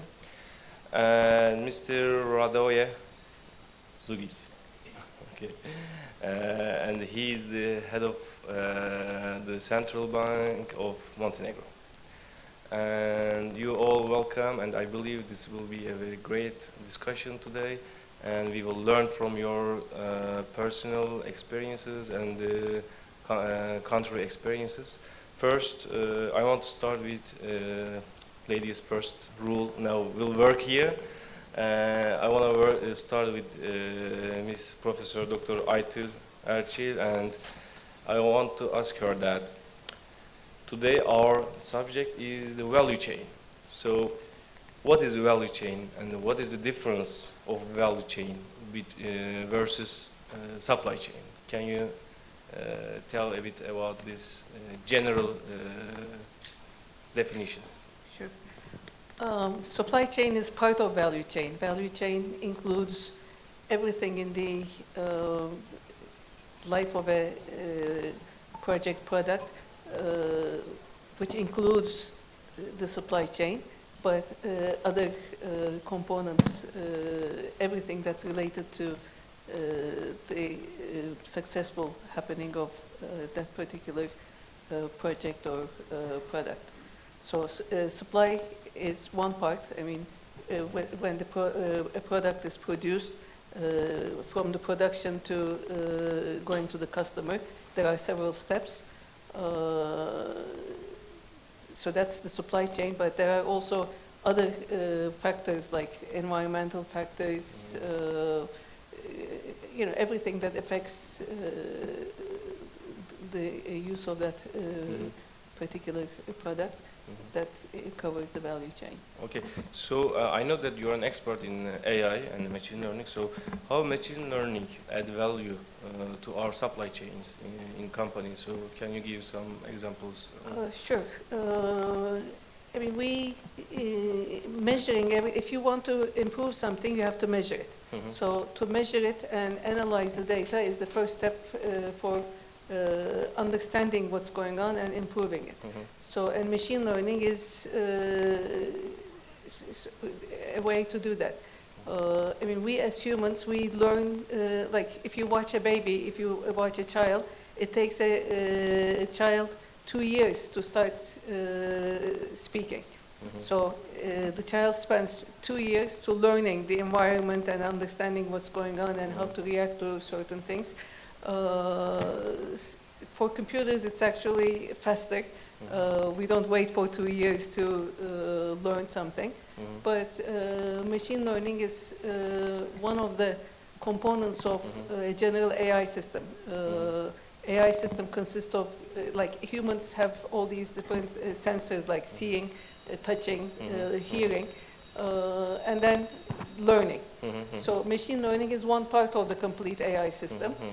It's learning from data,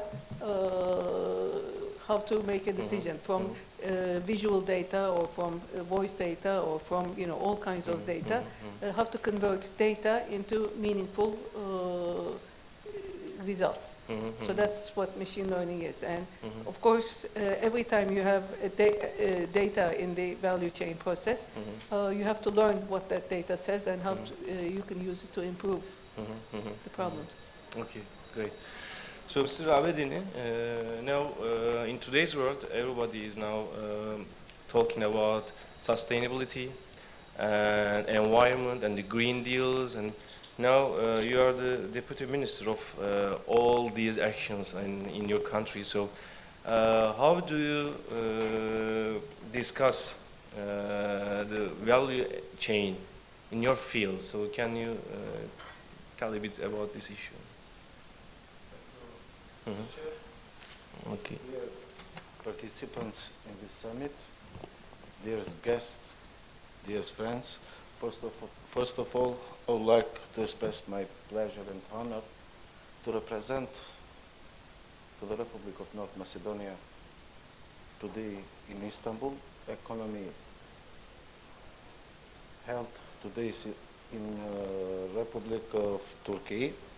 I consider this summit of great importance, and I believe that the exchange of information and the sharing of experiences between us will help us to build even better, especially in the field in the agriculture. North Macedonia is located in southwestern Balkan Peninsula. 79% are mountains, 90% basins and valleys, and three large lakes, Ohrid, Prespa, and Doiran. North Macedonia has 3 overlapping climate zones, which enable the production of a wide variety of agricultural products. According to the last census of 2021, the population is about 2 million people, of which 25% live in capital Skopje, 40% reside in rural areas, and the remaining share lives in smaller urban cities. Political system and international comparative for North Macedonia. North Macedonia has a parliamentary democratic system of governance with an open market economy. North Macedonia is a member of NATO and a candidate state for membership in the EU. North Macedonia has started the process for accession to the EU. The National Strategy of Agriculture and Rural Development 2021-2027 is prepared in accordance with the Common Agricultural Policy of the EU. European Union is also the most important trade partner of North Macedonia, with 370.6 million euros of export. That means 50.6% of total agricultural, and 147.9 million euros of imports. Agriculture in the Republic of North Macedonia. Let me share with you the main strategies and policies of North Macedonia in the field of agriculture. Agriculture plays an important role in Macedonian economy, as it is the 3rd largest sector after services and industry. Agriculture contributes to 11% of GDP and including the processing industry, the share is around 60%. This sector is significant importance in terms of employment, rural livelihoods, exports, food security. The Ministry pursues a long-term policy to support agriculture and rural development in North Macedonia through important national subsidies and European financing program IPA 40. One of the main strategic goals in the field of agriculture is to consolidate agricultural land in North Macedonia. The Republic of North Macedonia is a leader in the region in terms of using the funds through the IPART programs, using over 97% of available funds. We have a limited time, but I really want to ask you that. So you said agriculture is a great sector in your country for production. So how do you use value chains in your agricultural sector? Can you give some examples about this, Mr. Abdullah? Yes.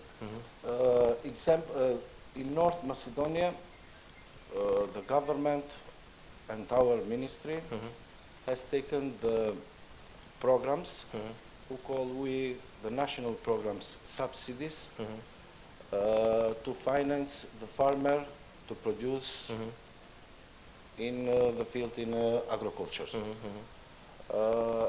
This year we have the new model in this field. We left the old model when the farmers we must to show the produce, the produce. 30% we pay the advance, and 70% you must to show how they produce and to sell in economy, agriculture, or cooperatives. We call. So do they use any system like an electronic system? Yes, we have. Without technology, agriculture is nothing in this day. We have. We financing with program IPART. Now European Commission adopted IPART 3 over 100 million euros, and here and they have new technology for farmers and smart agriculture. Okay. So you put technology in the first place to support agriculture. Yes, okay, thank you very much. So Mr. Radoje, we made a deal before our discussion. Yeah, we have limited time, but your ideas are very precious. So I want to ask you that, how do you explain? Because you have a financial background. I know that you were the Minister of Finance in your country, and so how can you explain the position of value chain in the financial sector? Thank you so much for your warm hospitality, as always, in Turkey. And I would like to explain, preparing something more, but agree with you, briefly explain to you in your our public area. Yes. I would like to explain about some experience from our small and prosperity open country, with in the 2020, our country experienced the deepest recession in our recent history. But recovery was in 2021 and 2022. Then, after that,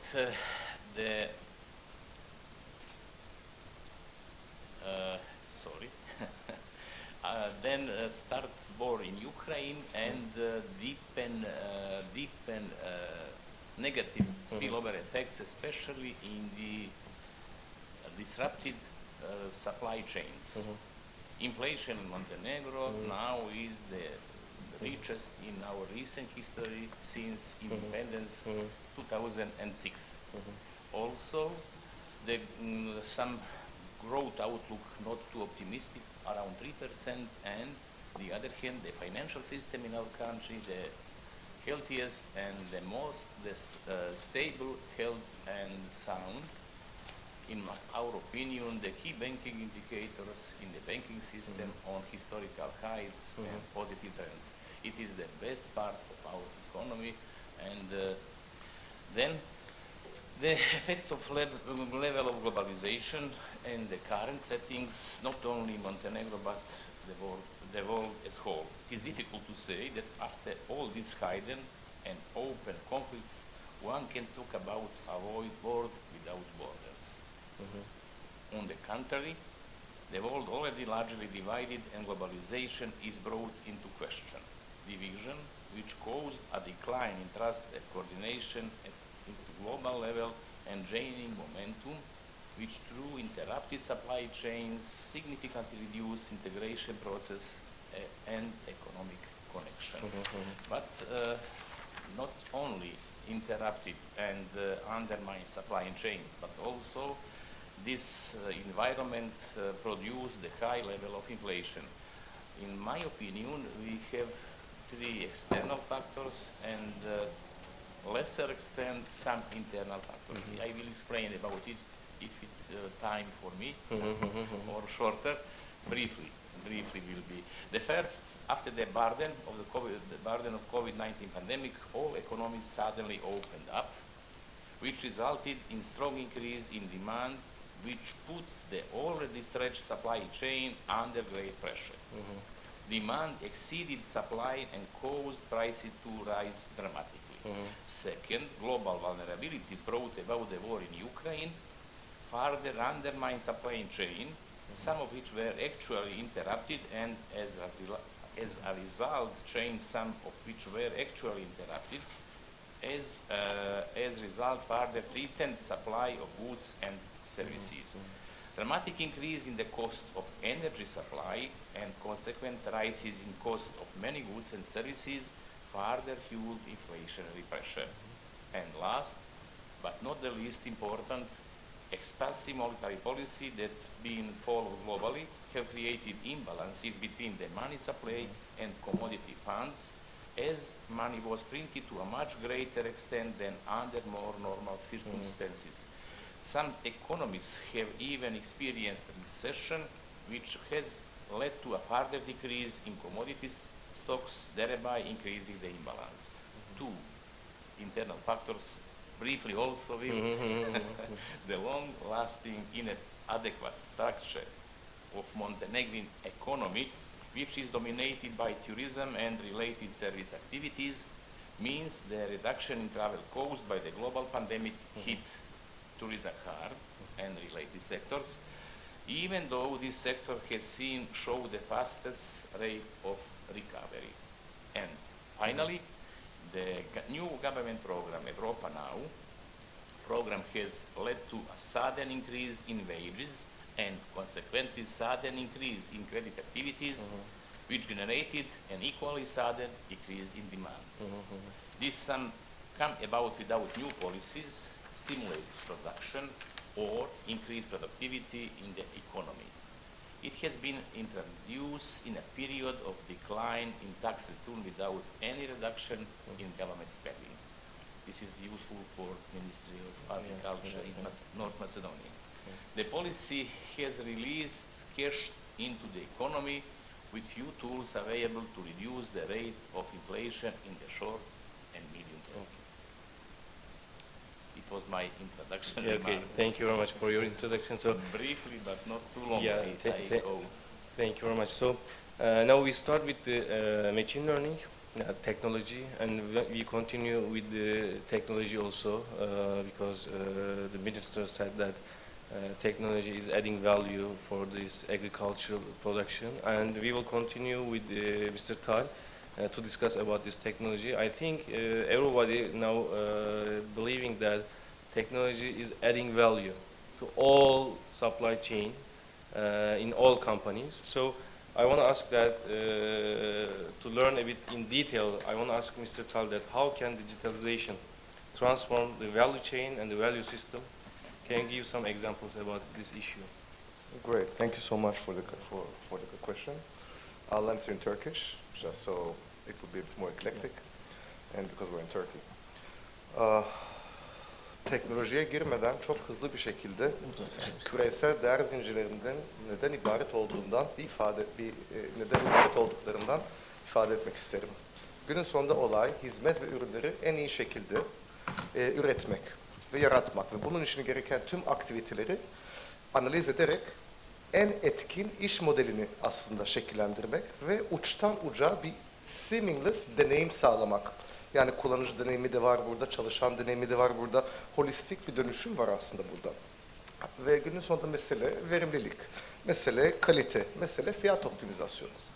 Ve rekabet öncülüğü tabii ki de, değer yaratmak ve karlılıkla beraber tabii ki de. Şimdi rekabet çok arttı. Olay artık anlamlı markaya dönüşmek. Anlamlı markaya da dönüşmek kolay değil. Müşteri sadakati kolay bir şey değil. Dolayısıyla bu bahsettiğim seamless deneyimler, yani kusursuz deneyimler artık bir must.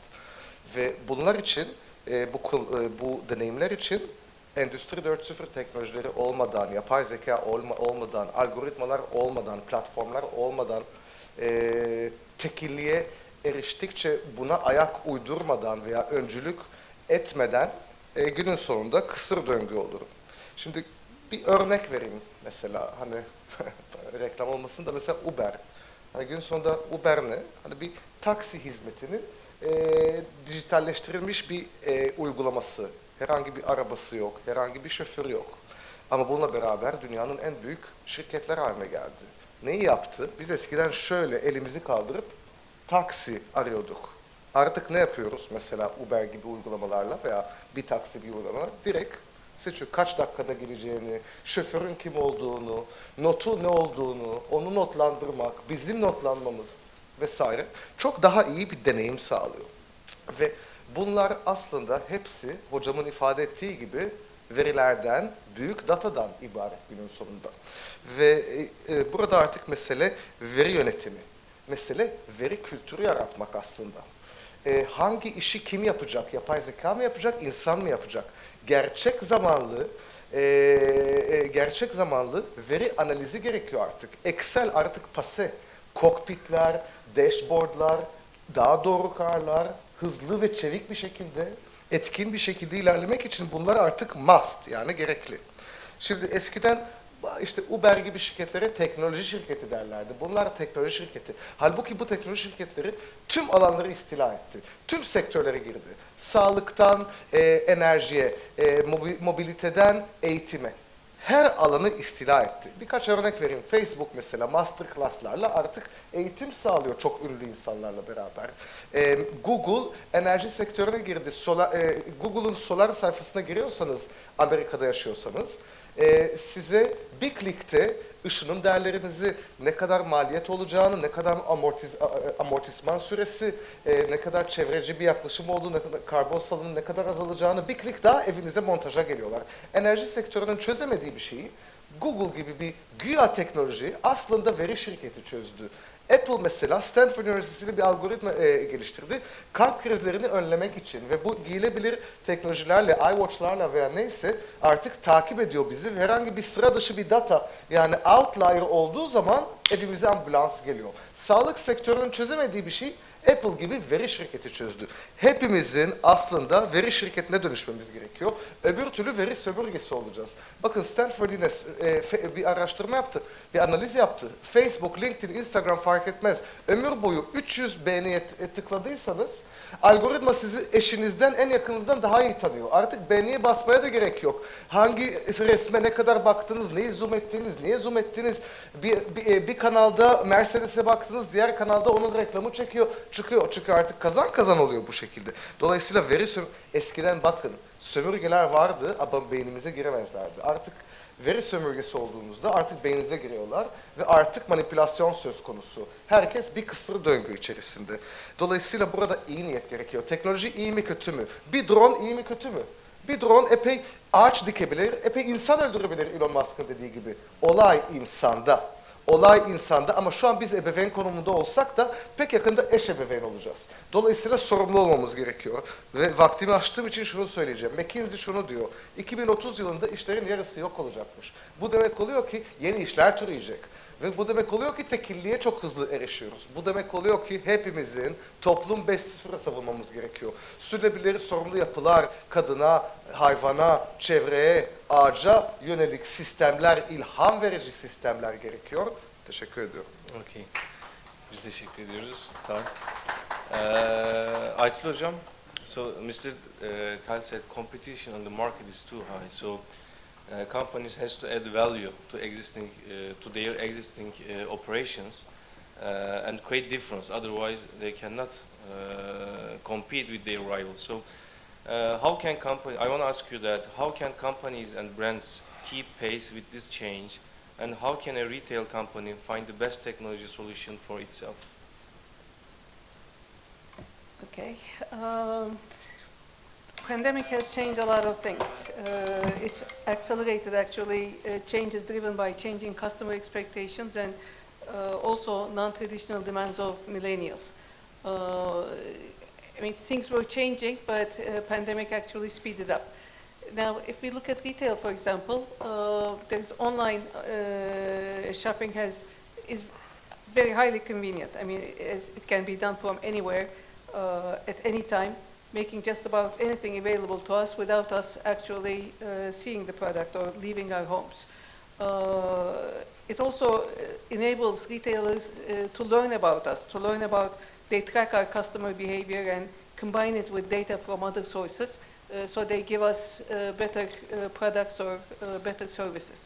Whereas offline retail has the advantage of textile experience. You can touch the product, you can smell it, you can even taste it sometimes. So there's advantage to both sides.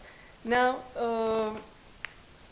with this digitization, or when you combine online and offline, you get the advantage of both.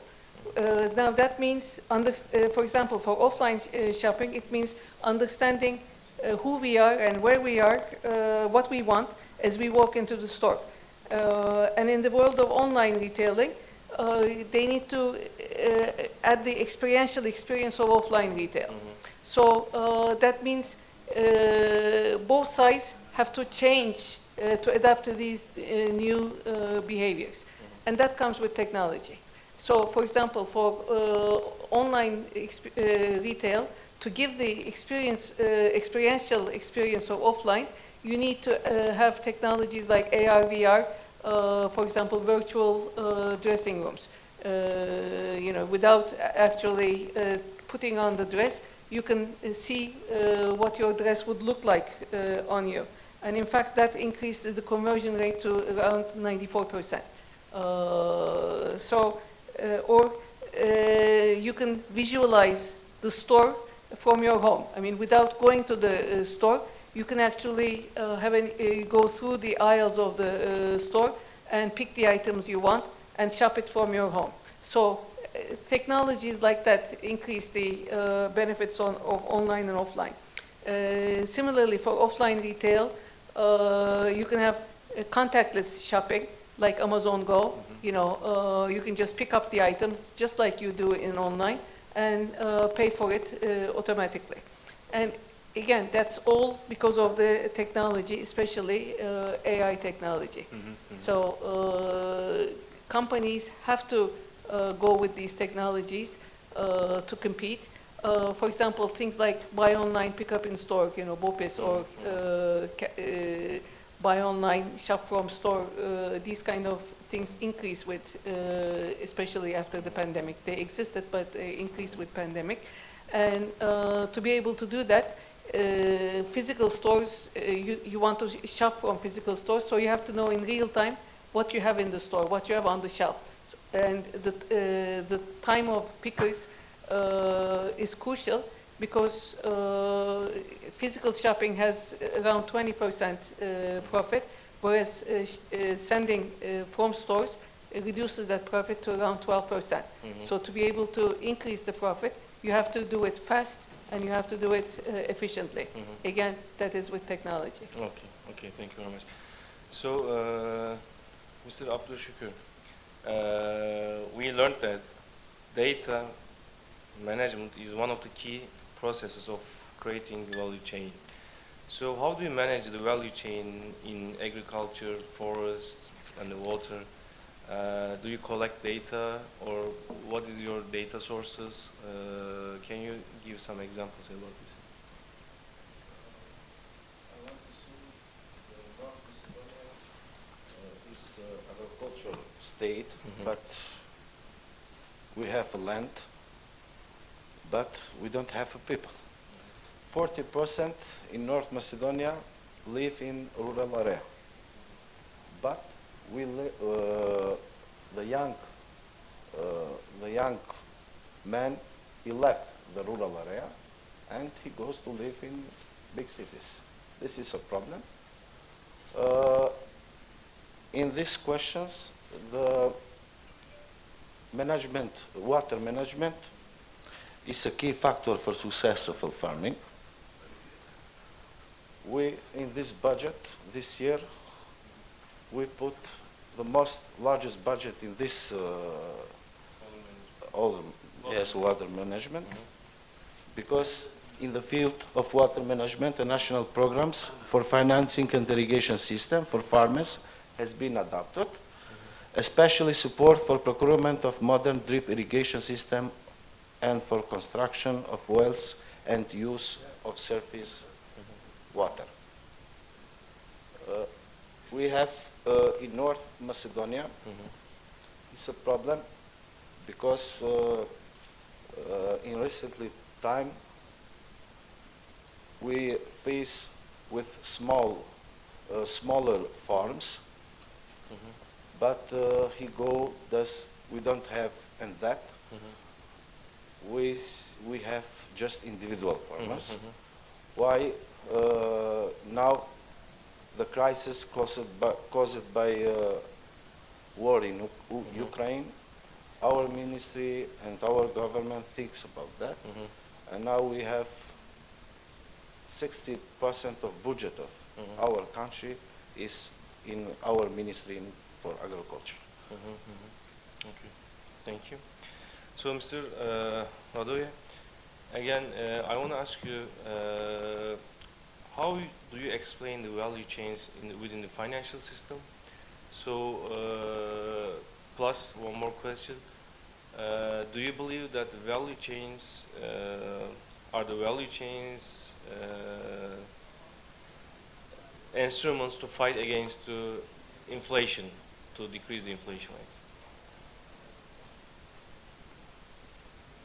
It is very useful to have like this meeting, especially practical experience, very useful for all of us, especially for the public area. And I would like the same briefly answer to you. And some services, industries such as financial services or transport services are part of almost all value chains. The value chain to work well, all the chain actors need access to finance. The position of financial system, especially banking sector in our country, Montenegro, is an important factor in this chain and is driver of the growth and development, also recovery of the real economy.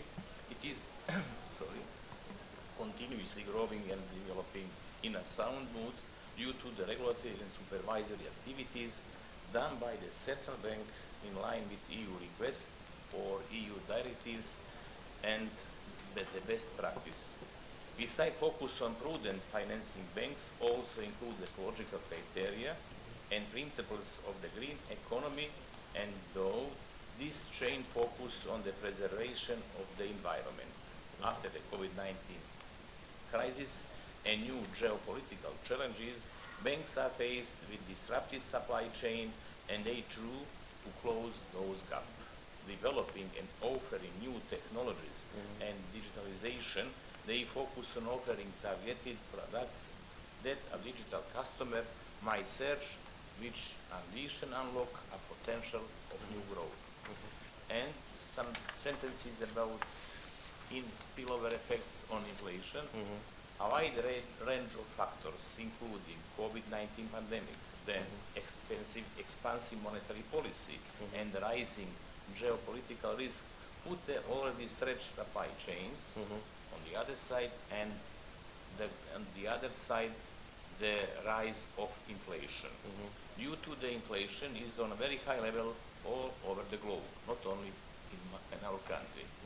Inflation in Montenegro is on historical maximum since independence, regardless of the very strict monetary regime in place. Using financial value chain alongside traditional tools can help, but only if it regularly defined. Central Bank of Montenegro is open and would use new tools, but only if it is in line with ECB framework and directives. Okay, thank you. Yes, let's continue with Mr. Tal. So, Tal, tabii güzel bir giriş oldu aslında. Sormak istediğim bir iki soruyu aynı anda cevaplamış oldum. Ben devam etmek istiyorum. Şöyle bir sorum var. Dijital transformasyon, dijital değişim. Tabii beraberinde tangible ya da intangible birçok fazla değer üreterek hayatımıza giriyor.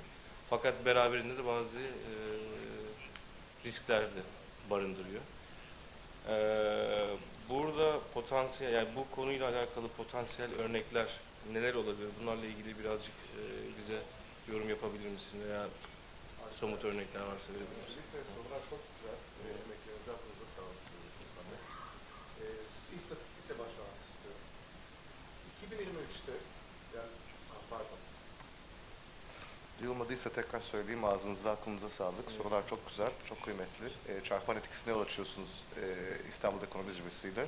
Burada olmak bir onur ve şeref. Hoş geldiniz tekrar. Şimdi şöyle, bir istatistikle başlamak isterim.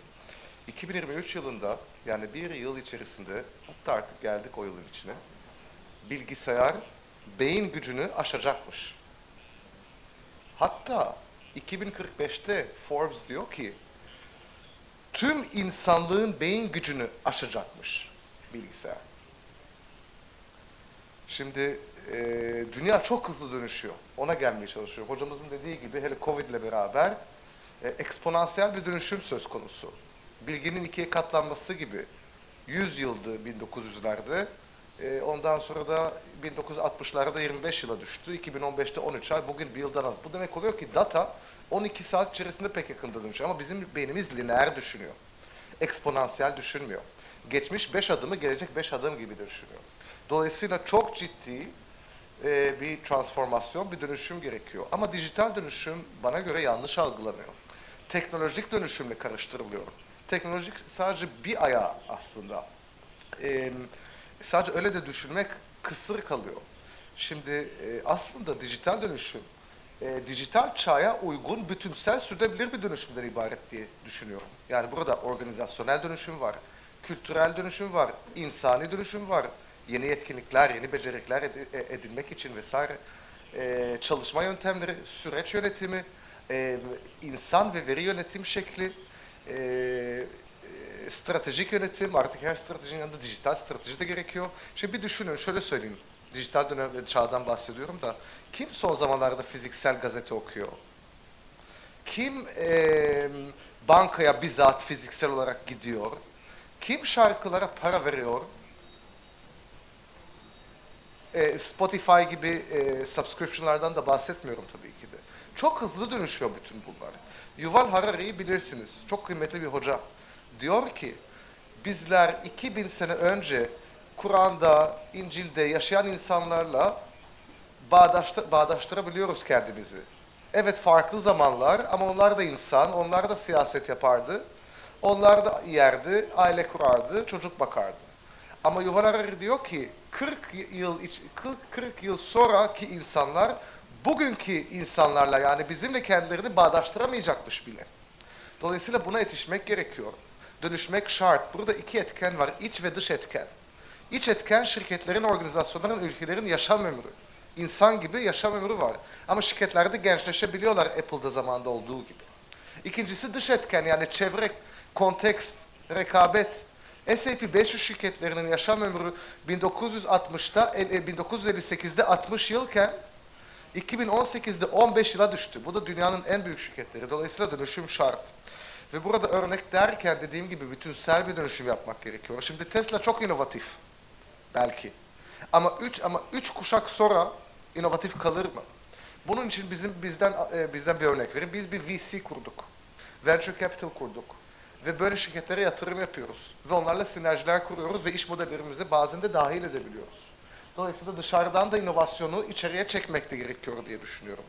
Şimdi bunu söylemekle beraber şu düşünceyle tamamlayacağım. Bence en güzel örnek şu efendim. Tasarım bazlı düşünce. World Economic Forum en önemli geleceğin becerilerinden bahsedip hep bize yön gösteriyor amiral gemi şeklinde. Ve tasarım bazlı düşünce artık en önemli yetkinliklerden. Yani hayal etmeyle beraber, yaratıcılıkla beraber. Bunlar kendiliğinden olmuyor.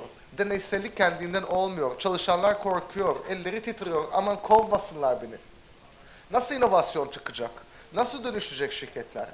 Dolayısıyla burada şöyle tamamlayayım çünkü biliyorum vakit az, konu çok. Önce kültür ve insan, sonra strateji ve teknoloji. Kültür sağlam değilse iyi insan çekemezsiniz. İyi insan da yoksa strateji veya teknoloji ne olursa olsun tökezler. Dolayısıyla burada artık o mekanik departmanlarla ilerlemektense organik, çevik bir yapı içerisinde ilerlemek gerekiyor. Biz de bunu yapıyoruz. Son olarak da şunu da söyleyeceğim. Artık tersine mentorluk da çok önemli. Yani hep koçluk, mentorluk diyoruz ama tersine de çok önemli. Farklı nesiller var. Şirket kültürü içerisinde 3 seviye var. Kabullenmek. Ben taş kırıyorum çünkü aileme bakmam gerekiyor. Hiçbirimize yakışmaz. Bağdaştırmak. Bu benim hoşuma gidiyor. Veya içselleştirmek. Ve o zaman da biz diyoruz ve inanıyoruz ve tutkuyla yaklaşıyoruz ve ruhumuzu satmıyoruz. Buna yol açan misyonlar, buna yol açan çerçeveler gerekiyor. Bizler de bunu yapmaya gayret gösteriyoruz. Teşekkür ediyorum. Evet, teşekkürler. Yani çok güzel özetledin. Gerçekten şirketlerde dönüşümü sağlamak ve bu kültürü eğer şirketlere kazandıramazsak şirketlerin dijital dönüşümünü tamamlayamamış oluyoruz. Ve böylece şirketler yenilikçi ve rekabetçi olmaya devam edemiyorlar diyebiliriz herhalde. Aynen. Bu kültürü onlara vermek aslında en zor. Hayatta kalma meselesi ama hareket eden bir hedef aslında. Evet. Çok teşekkürler. Now it's Mr. Abdülşükür's turn, and I want to ask in that you told us that you allocate a considerable amount of budget to water management. So can you identify the key players in the water value chain and how this variety of players affect operations in water management? The key players are, of course, international organizations, but also national governments, economic operators, academia, food producers, and the national and many others. I believe that the most important segment of all this is networking and information exchange at the national and international level. That is why all our strategies, policies and programs take into account the goals of ensuring access to safe and nutritious food for all. Yes, okay, thank you very much for this explanation. So, Mr. Radeya, I want to talk a bit about the customer side. So, what are the customer's role and demands in the banking value chain? So, can you give some explanation about this question? Vintage and digital bank, virtual or internet-only banks are becoming more important comparing to customers' traditionally financial relationships with traditional banks. As some studies noted, customers no longer expect one financial firm to meet all of their needs and expect highly integrated experience among all providers. Ecosystem business model and personalization capabilities are essential for the banks to deliver richer experience and retain their relevance. The banking value chain starts with customers, and their role is very significant in our country bank-centric financial system.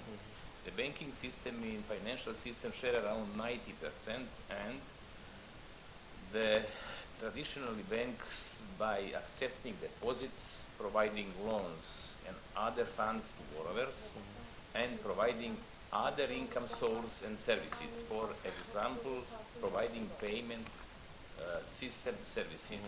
This traditional model of banking still works in Montenegro, and as a result of these core activities, the value of banking system and key banking indicators that I already mentioned, on historical heights and very, very positive trends. It is the sound and the strongest part of our economy, traditional, but will change in line with new modern technologies. Yeah, okay. So from customer perspective, I really believe that now customers, they want to use digital banking system, they want to use the financial technologies like apps. Like we can give lots of examples, in Europe, in US, in my country also. But in your governance, do you support these kind of initiatives or startups? And if yes, if you support, what kind of incentives you give to such startups? I would like also briefly explain to you in the public area. The Central Bank of Montenegro advised and got technical assistance from World Bank about preparing new law of crypto asset. In this area will be in our country, including Ministry of Finance, and also treatment will be treat cryptocurrency, but regulated, and without regulation it is big problem. I would like the quote of Christine Lagarde. In her statement, she said the Bitcoin and other cryptocurrencies are worth nothing. It is too strong, but it is really without regulation. Cryptocurrencies like on speculative way.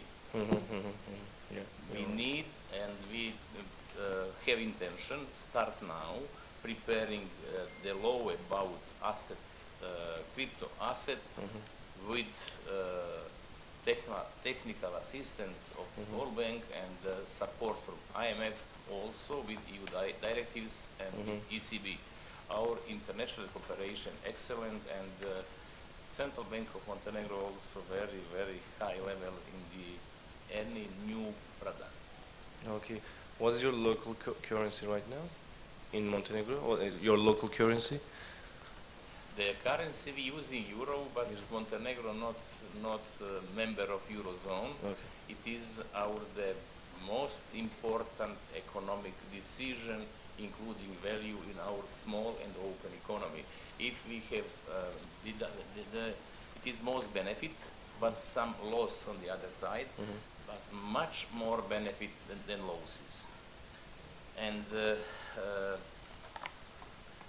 if we will, in the period of political fighting like now, and it will be very big pressure to the governor and the central bank to printing new money.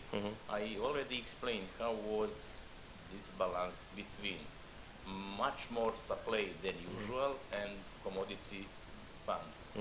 It is produce imbalances between money and funds. Produce based on expansive monetary policy. Okay. Last and personal question. So do you believe that changing the local currencies to euro in all European countries, is this process, did this process add value or create value chain to European countries or European citizens? It is. Few years ago, I had one presentation and was public area full like now, and some expert from England asked me, what about if you lost euro in your payment system? I said to him, we will choose a British funta, sterling funta. It is we will change till my mandate and all monetary policy. Euro is the most important value in our payment system. Inflation very just now, but not only based on internal, but mostly from external factors. Explain expansive monetary policy, catastrophe in Ukraine, and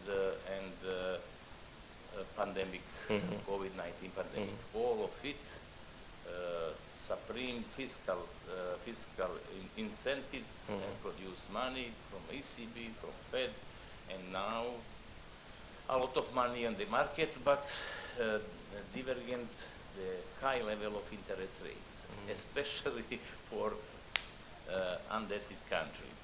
Okay, thank you very much. Aytül Hocam, biraz da sizin şirketinizle ilgili konuşmak istiyorum. So, what does Vispera do differently in data collection and data processing, and how does it integrate digitalization into its business processes?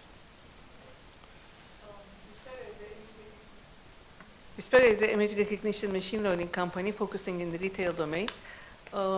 I think now you are not only operating in Turkey, but also... We are operating in more than 35 countries right now. What we do is, in a sense, digitize physical stores.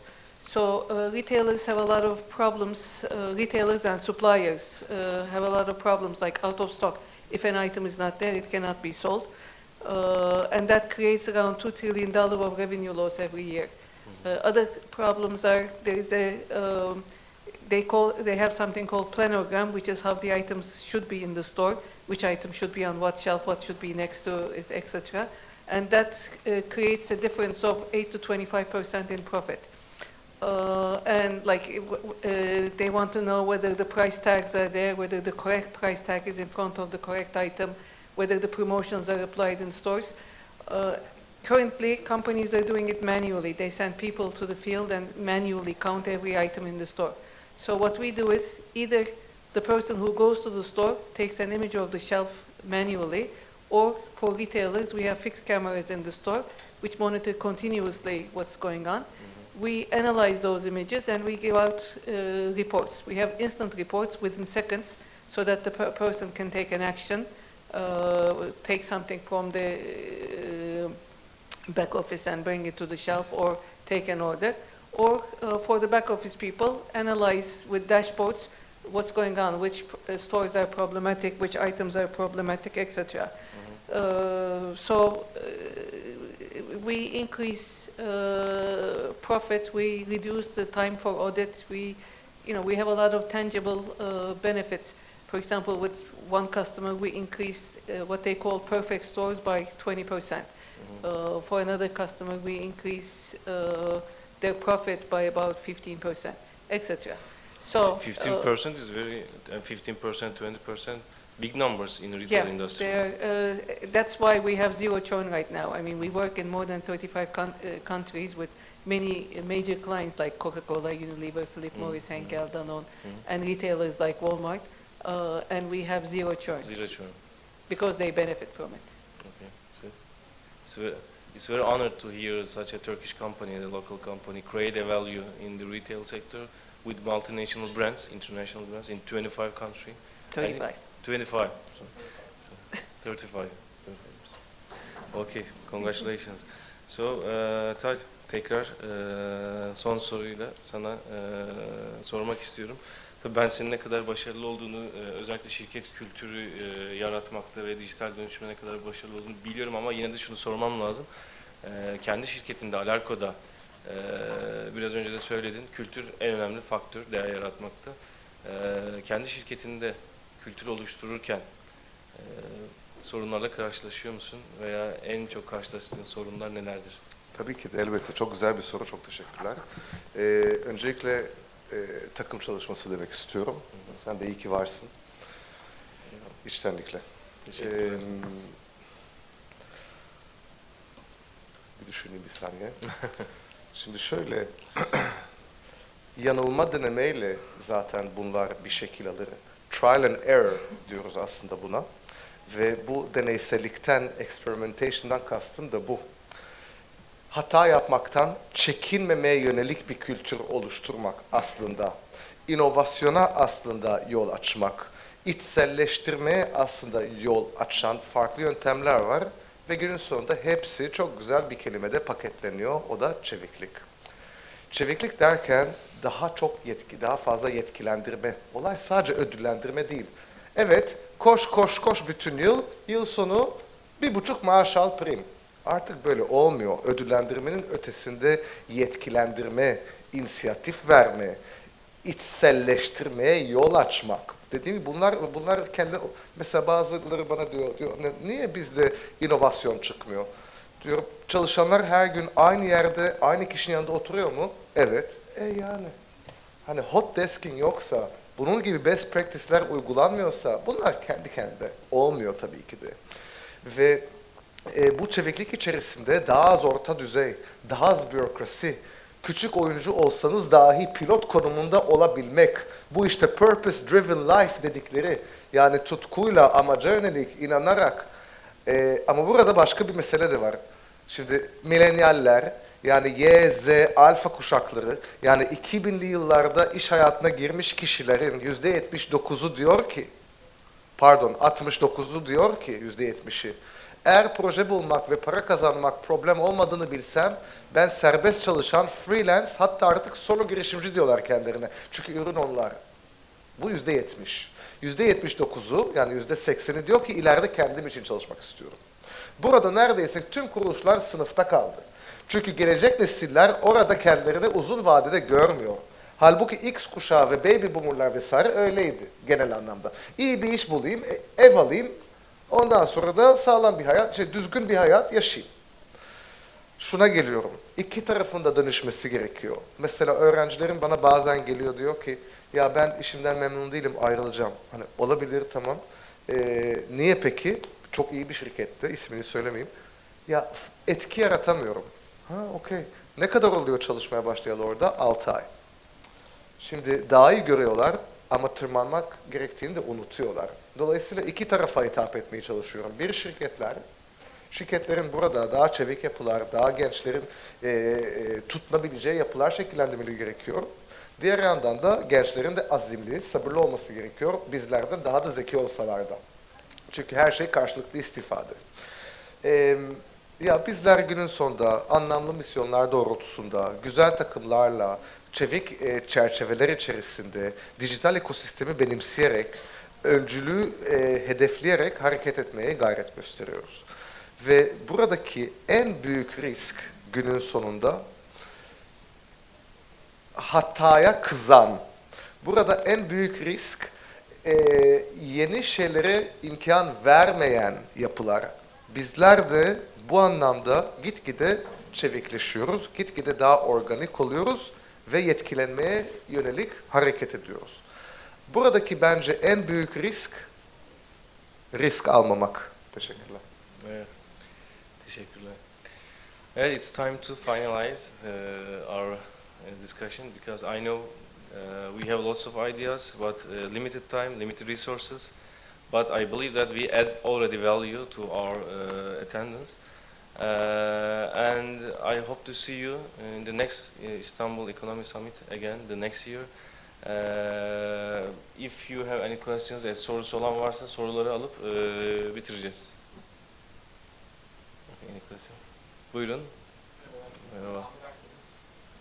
Merhabalar, Ahmet Akyıldız. Sorunuz kim olacak ona göre? Genel olarak peki. Vakıf katılımın baş ekonomistiyim. Makroekonomi üzerine çalıştığım için aslında değerli bir sohbet oldu. Herkese teşekkürler.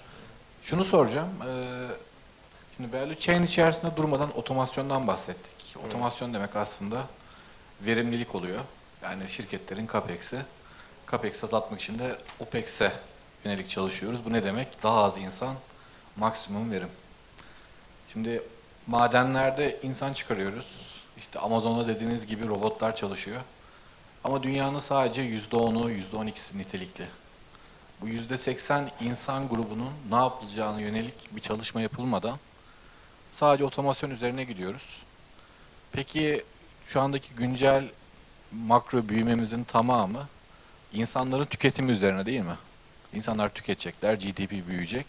Peki bu insanların işsiz kaldığı, sadece otomasyon üzerinde gidilen bir ortamda ve düşük istihdamda, tüketimin olmadığı bir ortamda nasıl büyüyeceğiz? Bu şirketler nasıl değer oluşturacaklar?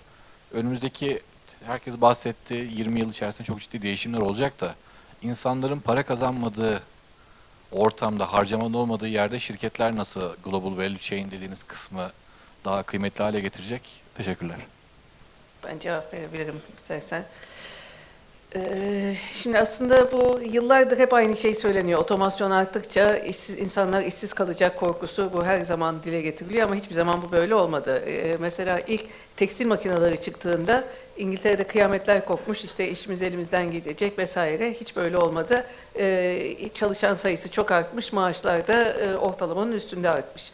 Hatta birçok firmanın, demin Tal Bey de söyledi, önümüzdeki işte 20 yıl içinde mevcut işlerin %40'ı yok olacak. Hatta bir şeyde deniyor ki şu an ilkokulu okuyan çocukların %80'i şu an mevcut olmayan işlerde çalışacak. İşler yok oluyor, otomatikleşiyor, doğru. Yani robotların yapabileceği her şey otomatikleşecek. Yani bu robot derken fiziksel robot olmayabilir, bilgisayar robotu da olabilir. Ama yeni işler ortaya çıkacak. Şu an mesela bir yapay zeka sistemini eğitmek için bir veri anotasyon süreci var. Yani bizde mesela perakende sektörüne yönelik çalışıyoruz. 100 kişiye yakın bu anotasyonla uğraşıyor. Yani bunlar asgari ücretli, eğitimi olmayan veya çok az eğitimi olan kişiler. İşte bu kapi portakaldır, bu kapi şeftalidir diye resimleri anotasyonu yapıyor. Bu 10 yıl önce olmayan bir işti.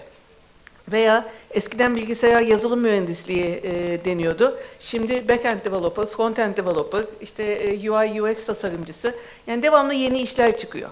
Önemli olan burada insanların eğitiminin bu yeni oluşacak işlere yönelik yapılması.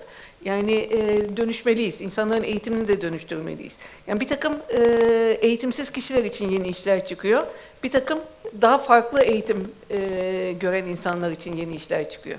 O yüzden yani otomasyon olacak. Bundan kaçış yolumuz yok. Ama önemli olan nereye doğru gidiliyor, ne tür iş gücüne ihtiyaç var. Mesela geçen gün biriyle konuştum, AI Ethic Evaluator.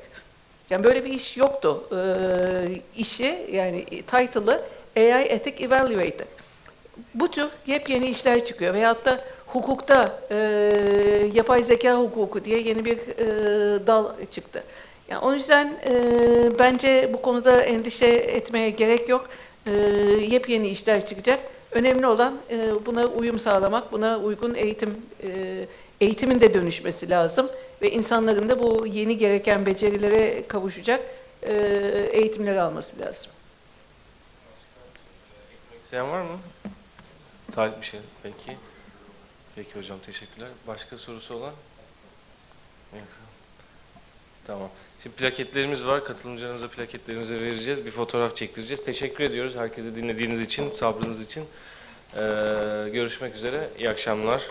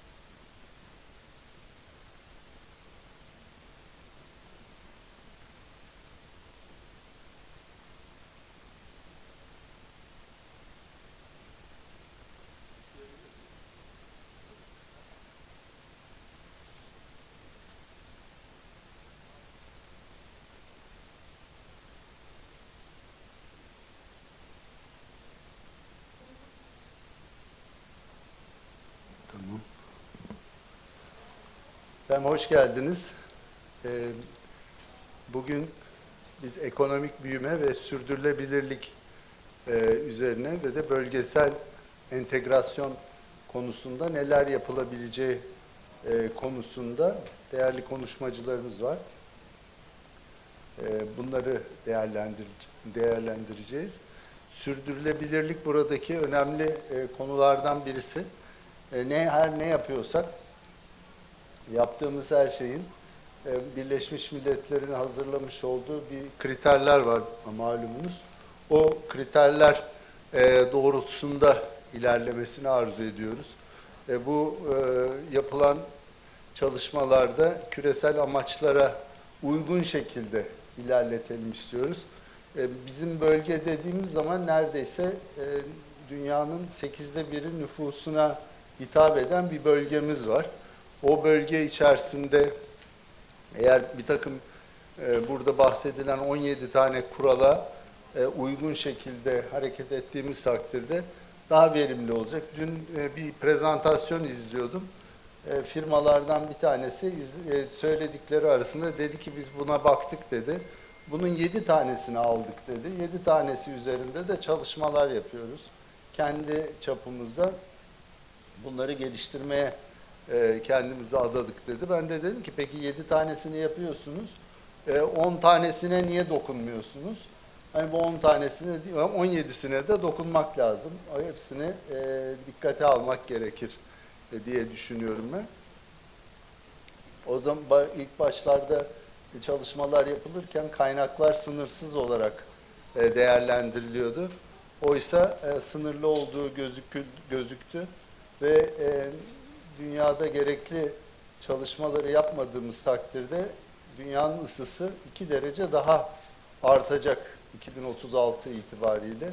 Şu anda bir takım krizler olduğu, işte diğer panellerde de izlediyseniz bunlardan bahsedildi. Biz kendi bölgemizde neler yapabiliriz diye bunları değerlendireceğiz. Önce arzu ederseniz bizim bölgemizde neler oluyor sevgili Hakan Bey'den dinlemek isteriz.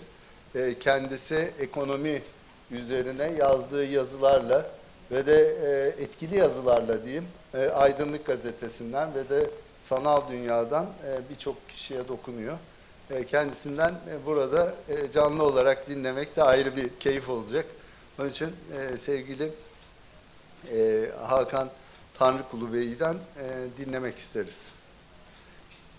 Neler oluyor bizim bölgemizde ekonomik açıdan? Nasıl bir çalışma var? Bir düğmeye basacağız zannediyorum. Şu herhalde.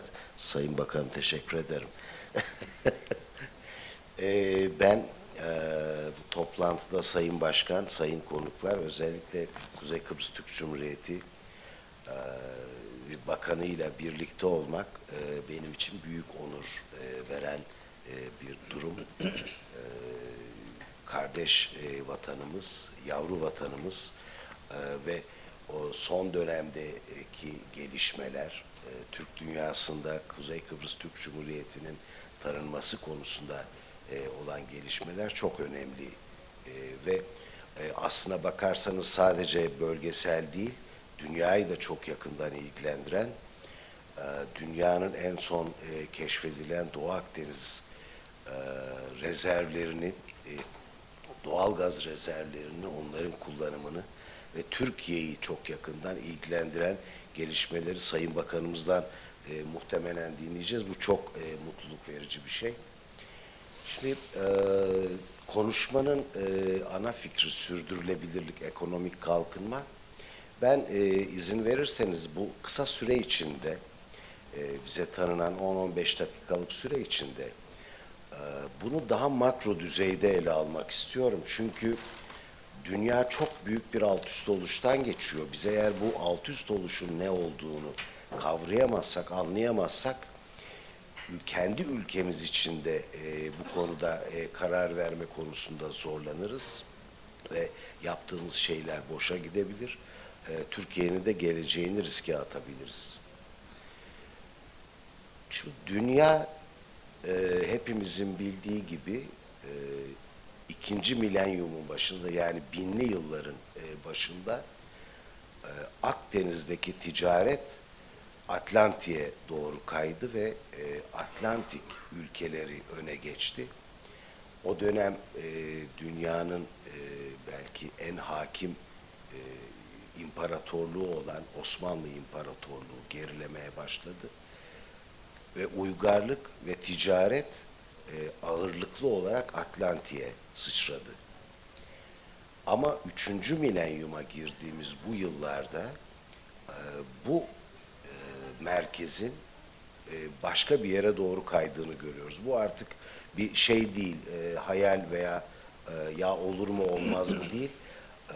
Çok ciddi üretim gücünün artık Atlantik'ten Pasifik'e kaydığını, ekonomilerin artık Atlantik'te yoğunlaşmak yerine Pasifik'te yoğunlaştığını görüyoruz. Ve herkes bu dünyada konumlanışını buna göre ayarlamaya başladı. Yani bir çatışma yaşıyoruz yaklaşık bir yıldan bu yana, Şubat ayından bu yana. Çatışma perde önünde Rusya-Ukrayna çatışması gibi görünebiliyor. Ama aslında hepimiz biliyoruz ki bir Rusya-Ukrayna çatışması değil, bu bir Rusya-NATO çatışması. Yani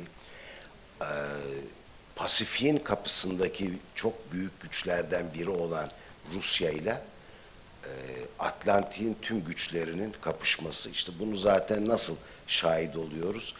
Atlantik kendi NATO Güvenlik Örgütü Teşkilatı'na Türkiye'yi zorlayarak İsveç'i ve Finlandiya'yı da katmaya çalışıyor. Bir cephe oluşturmaya çalışıyor ve bu cephede Rusya'yı yalnızlaştırmaya çalışıyor.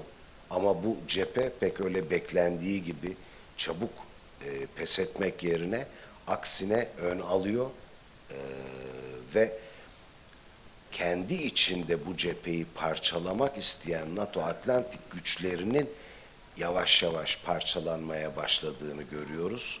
Fransa'da Macron son seçimlerde zayıflıyor. Le Pen öne çıkıyor. Le Pen'e bir sürü şeyler takılıyor. Le Pen için deniyor ki Le Pen işte ırkçıdır, işte İslamiyet düşmanıdır falan. Ama pek Le Pen öyle çıkmıyor beklendiği kadar. Özür dilerim, İtalya'da bir Meloni çıkıyor. Meloni'ye diyorlar ki ya bu işte şeyin devamıdır. Duce'nin, Franco'nun devamıdır. O da öyle çıkmıyor pek. Hatta bu sosyal medyada gezen bir takım konuşmaları var. Burada Fransa'yı eleştiriyor ve diyor ki sizin yüzünüzden Afrikalı göçmenler Avrupa'ya göç ediyorlar. Siz bunların elindeki işte madenleri, para olanaklarını kendi istediğiniz şekilde çalıştırıyorsunuz. Scholz, Alman şansölye, Çin'i ziyaret ediyor. Xi Jinping şey yaptıktan tekrar seçildikten sonra Çin'e gidiyor. Aynı iktidarın ortakları Yeşiller ve Liberaller Tayvan'ı ziyaret ederken Scholz iktidarın büyük ortağı Çin'i ziyaret etmek için. Ama neden ziyaret ettiği çok açık. Çünkü Alman ekonomisinin bunu itiraf edenler kendileri olduğu için benim burada herhangi bir kanıt sunmama gerek yok. Almanya'nın ekonomisinin dayandığı sistem Çin'le birlikte Alman sanayi artık öyle bir hale almış çünkü gelişmek zorunda. Avrupa'nın durumunu biliyoruz. %40 Rus enerjisine bağlı olan Avrupa, özellikle Almanya çok komiktir ki doğal gazını Amerika'dan getirmek zorunda kalıyor. LNG dediğimiz sıvılaştır tekrar gaza döndür yöntemiyle. Bu çok komik. Yani 2 tane doğal gaz boru hattı var Rusya'dan Avrupa'ya gelen. Bunlar işte biliyorsunuz kuzey akım boru hattı. Amerika Birleşik Devletleri orada suikast boruyu patlatıyor. Ve Almanya komşusundan doğalgaz alabilecekken Almanya Amerika'dan LNG'yi almak zorunda kalıyor. Tabii bunlar Türkiye'de dayatıldı. Şimdi daha bir kendimize ve fırsatlara dönersek bu gelişen dünyada, değişen dünyada, biliyorsunuz Türkiye'de de bir kartın kullanımı yasaklandı. Şimdi ben bir kartın kullanımı yasaklandığı zaman dedim acaba kime burada yaptırım uygulanıyor? Herhalde dedim Ruslar mir kartı kendi esnafı için kullanacaktı, ona mı acaba? Yo, Antalya esnafı gelen Rus turistin kredi kartından bedel çekemiyor. Şimdi bu yaptırım kime uygulanmış oldu? Bu yaptırım Türkiye'ye mi uygulanmış oldu, Rusya'ya mı?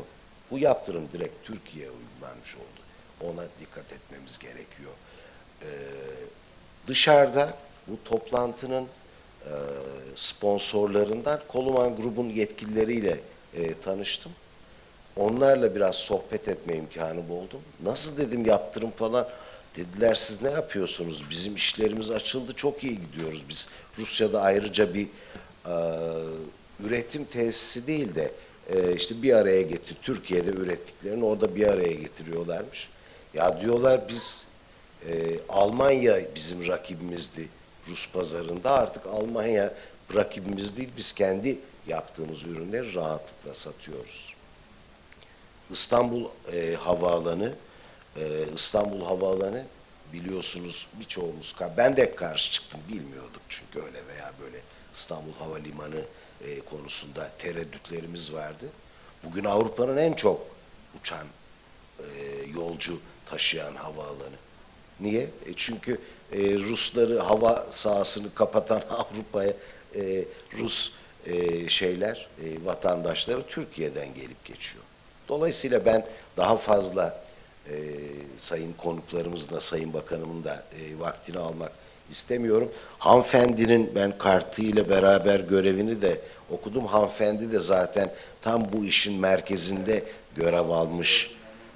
Evet, bir hanımefendi Avrasya'da görev alan, Avrasya, özür dilerim ismini unuttum, kurumun Euro-Asian Economic Commission, Avrasya Ekonomik Komisyonu'nda görevli hanımefendi. Bunları daha içinden, bizzat kendi içinde yaşayan hanımefendi burada konuk ve konuşmacı, muhtemelen bu tür şeylere de değinecektir. Evet, sürdürülebilir olması artık ekonominin çok açık bir şekilde bölgesel güçlere dayanmayla, Türkiye'nin cari açığını neyle kapatacaksınız? En büyük sorunumuz ne bizim? Rusya. Rusya %30 ucuza petrol satıyor dünya ülkelerine. Bize de satıyor mu satmıyor mu bilmiyorum. Muhtemelen de satıyor.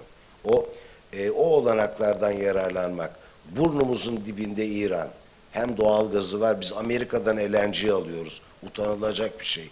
Ta cehennemin dibi öbür taraftan, 2 kıta öteden, okyanus ötesinden LNG getiriyoruz. Çok şükür o bitti. Artık Amerika'dan LNG de getirmiyoruz. Direkt İran'dan ve Rusya'dan, Azerbaycan'dan, kardeşimiz Azerbaycan'dan, Irak'tan, komşularımızdan bunları temin ediyoruz. Sayın Başkan, ben sözlerime son veriyorum. Teşekkür ederim.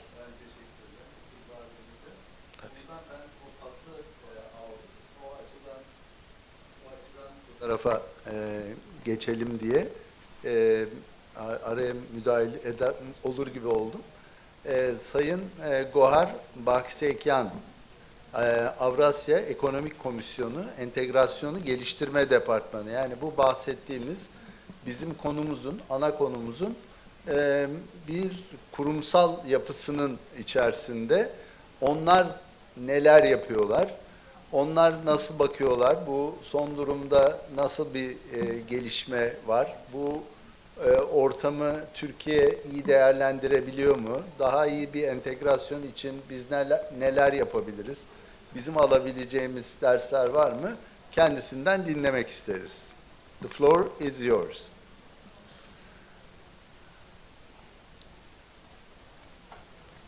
Thank you very much.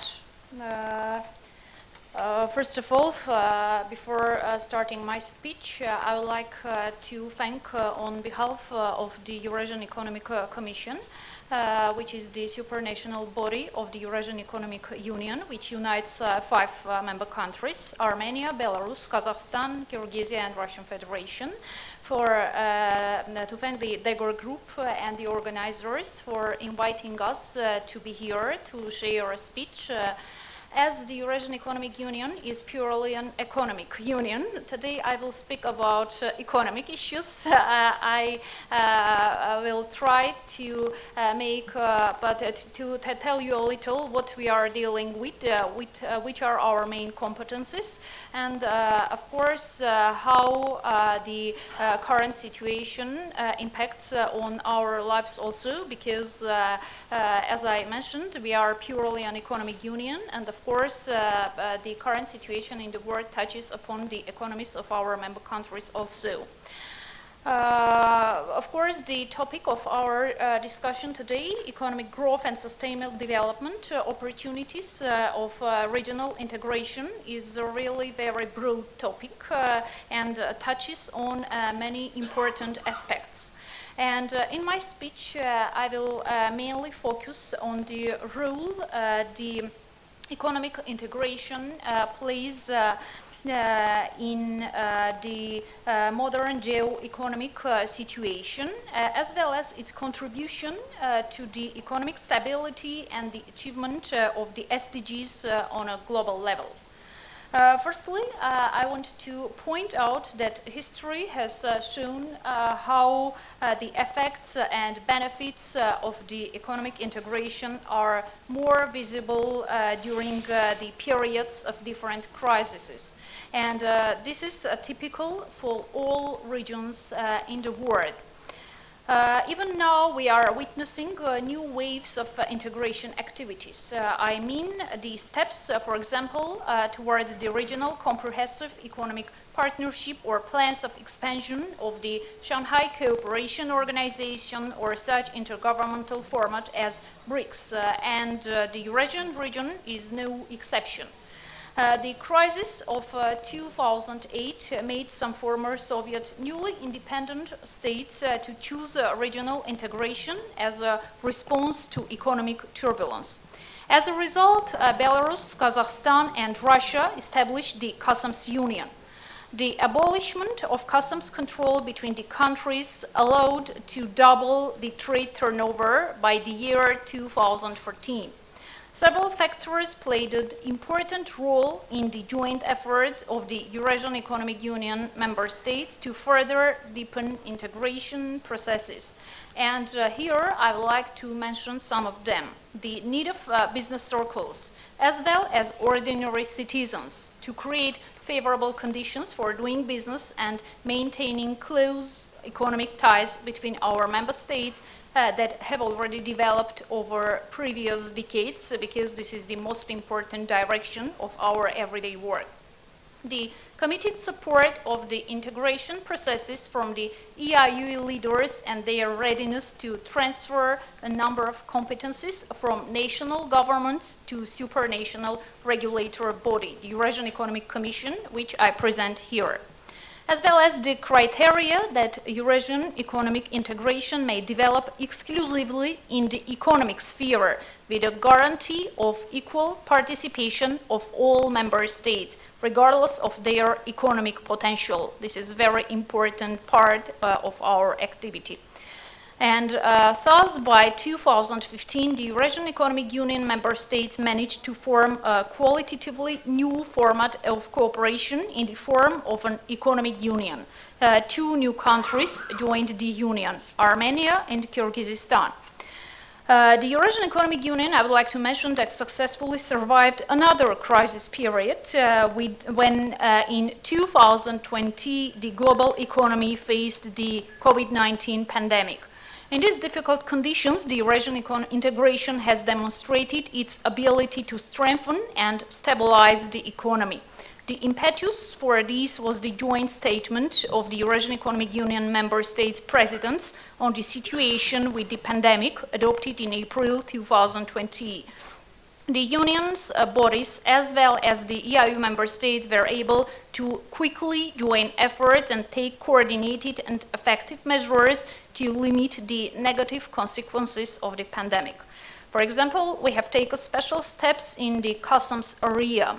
Some goods that the Union countries imported to prevent the spread of coronavirus were exempted from import customs duty. This was very important for the economies of our countries. This measure made it possible to fill the Eurasian market with most necessary medicine and medical devices for our citizens. The Eurasian Economic Commission minimized all bureaucratic formalities, and the decisions regarding regulatory issues were made as quickly as possible. Today, we face a completely new economic crisis caused by the unprecedented sanctions pressure on the number of the Eurasian Economic Union countries and accompanying, of course, political escalation. Nevertheless, today, again as before, integration processes help us to manage with many challenges. We in the Eurasian Economic Union have also formed a high-level working group that brings together governments of officials from all 5 member countries, as well as the Eurasian Economic Commission and Eurasian Development Bank. The group proposes measures related to such areas as customs tariff and non-tariff regulation, protective measures, internal market and cooperation, financial and currency markets, international economic cooperation with third countries.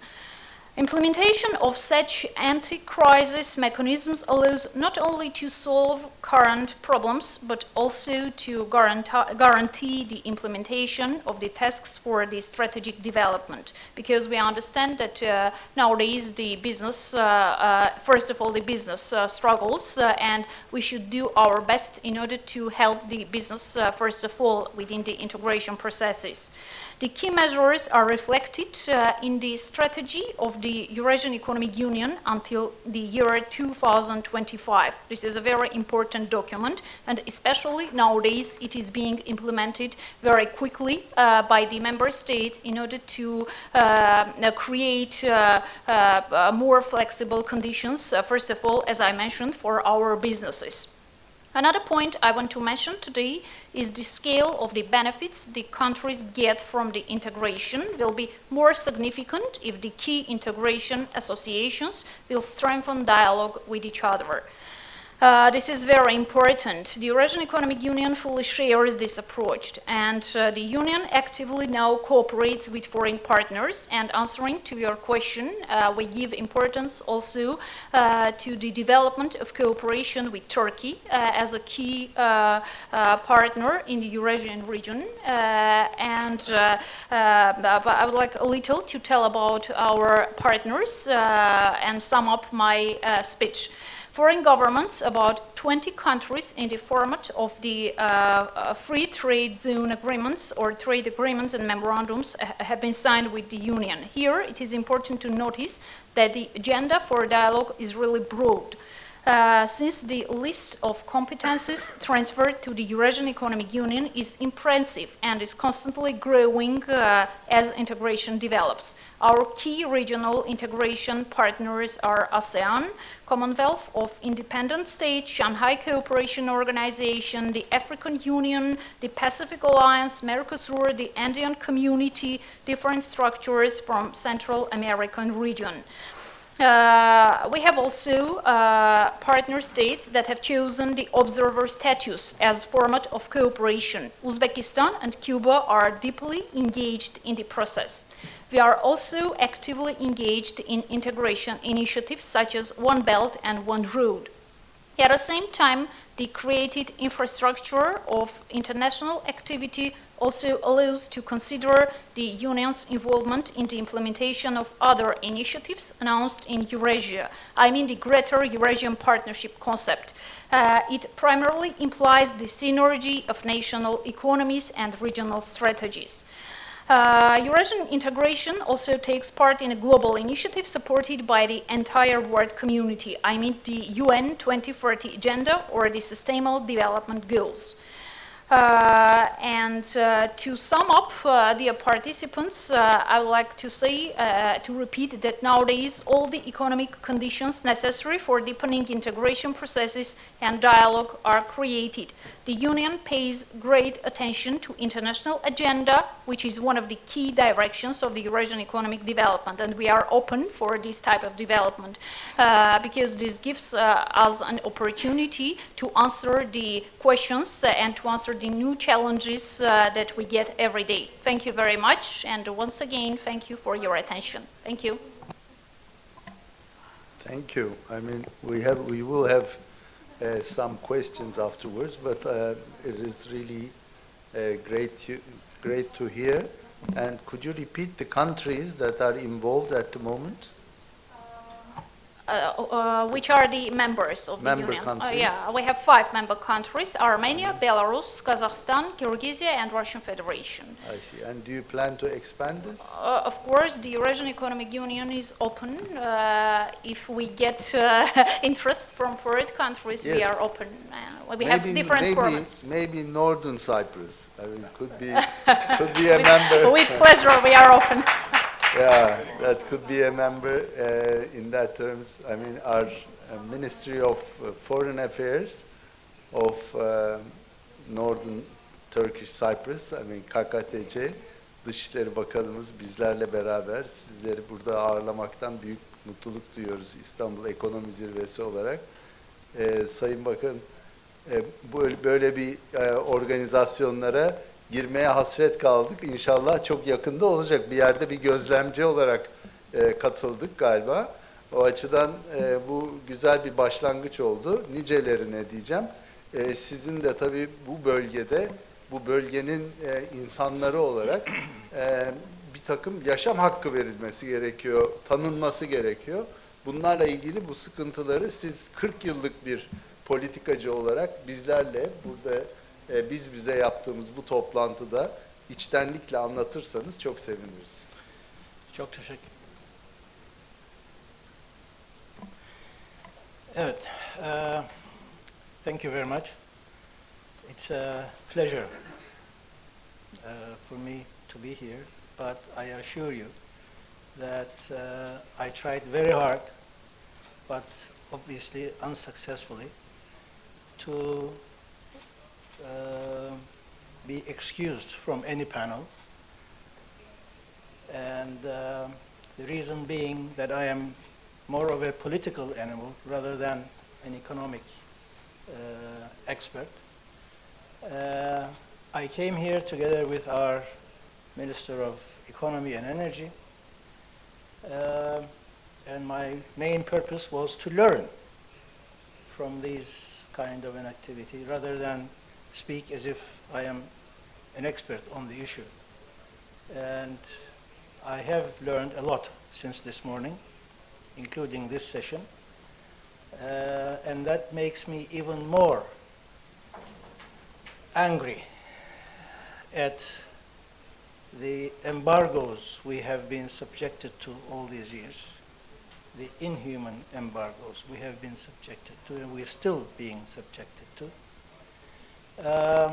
It's not very often that any Turkish Cypriot official takes part in such international settings. The reason why we're here is because the organizers are from motherland Turkey. But if it had been anywhere in Europe or anywhere else, we would not have been invited. You're right, we are an observer member of the Organization of Islamic Cooperation. But more importantly, about a month ago at the most, we were made observer members of the Organization of Turkic States. The significance of that being, it was the first time ever that we have been made members in an international organization with our full official name, Turkish Republic of Northern Cyprus. Our representation at the Organization of Islamic Conference is under the name Turkish Cypriot State. Not that I am complaining, we all obviously appreciate being an observer member at the Organization of Islamic Cooperation, but I have, as the foreign minister, I have always been a critic of the Organization of Islamic Cooperation, because when we attend the foreign ministers meeting of the OIC, at the end of the meetings, they come up with great resolutions calling for full support of the Turkish Cypriots, full engagement with the Turkish Republic of Northern Cyprus and all of that, expressing full support for the Turkish Cypriot cause, criticizing the embargoes and everything. But when it comes to implementation of those resolutions, they are nowhere. The main reason why they are nowhere, and it's gradually being eroded, but the main reason has been all these years, the UN Security Council resolutions. The audience, I apologize for being too political maybe, but all day long, the subject matter here rightfully was sustainable economy, sustainable growth, and all related issues, green environment, green economy, everything else. And as I said, we learned a lot. But the inhuman embargoes we are subjected to, especially by the major European countries and the United States as the permanent 5 members of the UN Security Council. These resolutions are treated as if they are binding resolutions. And I keep telling everybody for years now, any resolution taken under Chapter 6 of the UN Charter is not binding. It's advisory. But the reason why the whole world has accepted to use those resolutions against the Turkish Cypriot people and against assisting the Turkish Cypriot people and the Turkish Republic of Northern Cyprus is because the countries that came up with these resolutions, the P5, they have used their influence over the countries within their spheres of influence to prevent them from assisting the Turkish Cypriot people. We don't have direct trade. You're talking here about sustainable economy. What can the TRNC, Turkish Republic of Northern Cyprus, what can we talk about sustainable economy when our economy is under an embargo? There is no direct trade. There are no direct flights. There is nothing. It's an all-encompassing embargo. As I was speaking at another sitting last week here in Istanbul, we can't even play a friendly football game with a team from Turkey. Why? Because the Greek Cypriots are accepted by the international community as if they represent Cyprus. And with that kind of recognition, the Greek Cypriots have abused that recognition to impose embargoes on us, to force us to bow to their demands, to dominate the Turkish Cypriots and turn the island of Cyprus into a Greek island. Now, I don't know if any of this is making sense to our listeners, because for any of this to mean anything to the audience, one must know exactly what the Republic of Cyprus was when it was established back in 1960. It was established as a partnership between Turkish Cypriots and Greek Cypriots. That legitimacy was based on the continuation of the partnership. and that neither of the partners, neither us nor the Greek Cypriots, would have the right to claim to be the Republic of Cyprus by excluding the other partner. This republic survived only 3 years, from 60 till 63. And it didn't even have a chance to operate fully within those 3 years, because the minute the republic was established, the Greek Cypriots proposed constitutional amendments to us to undo our political equality. It was a purely political equality partnership. The Republic of Cyprus didn't have a national anthem. Why didn't the Republic of Cyprus have a national anthem at its establishment? Because there is no Cypriot nation. Can anyone tell me an example, give me an example of any country being established and not having a national anthem? There isn't. But the Republic of Cyprus, at its establishment, did not have a national anthem. It still doesn't have today. The Greek Cypriots use the Greek national anthem. We use the Turkish national anthem. There is no Cypriot nation. There is no Cypriot language. There is no Cypriot religion. There is no Cypriot anything. The only thing we have in common is that we live on the same island. We used to be partners. We were kicked out of the partnership. We are under all sorts of embargoes, and the Greek Cypriots have an easy access to the rest of the world as members of the UN General Assembly, as members of the European Union. And I am sitting here all day long listening to very distinguished speakers talking about the real problems that humanity is facing and how they can be avoided. And when I look at us, all I see is the embargoes we are under, and that everybody else who is involved in undoing the dangers that the world is facing is contributing to the discrimination against the Turkish Cypriots. How are they contributing? By treating the Greek Cypriots as if they are the Republic of Cyprus when they are not. I will stop here. Hopefully I'll have some questions. Thank you. Thank you. Well, I hope that this would change by time, and we will have more peaceful resolutions in the countries around us. So I would turn to Hakan Bey again. Hakan Bey, iki konuşmacımızı dinledik. Onlar ekonomik çalışmalarını bir arada 5 ülke nasıl bir çalışma yapıyorlar.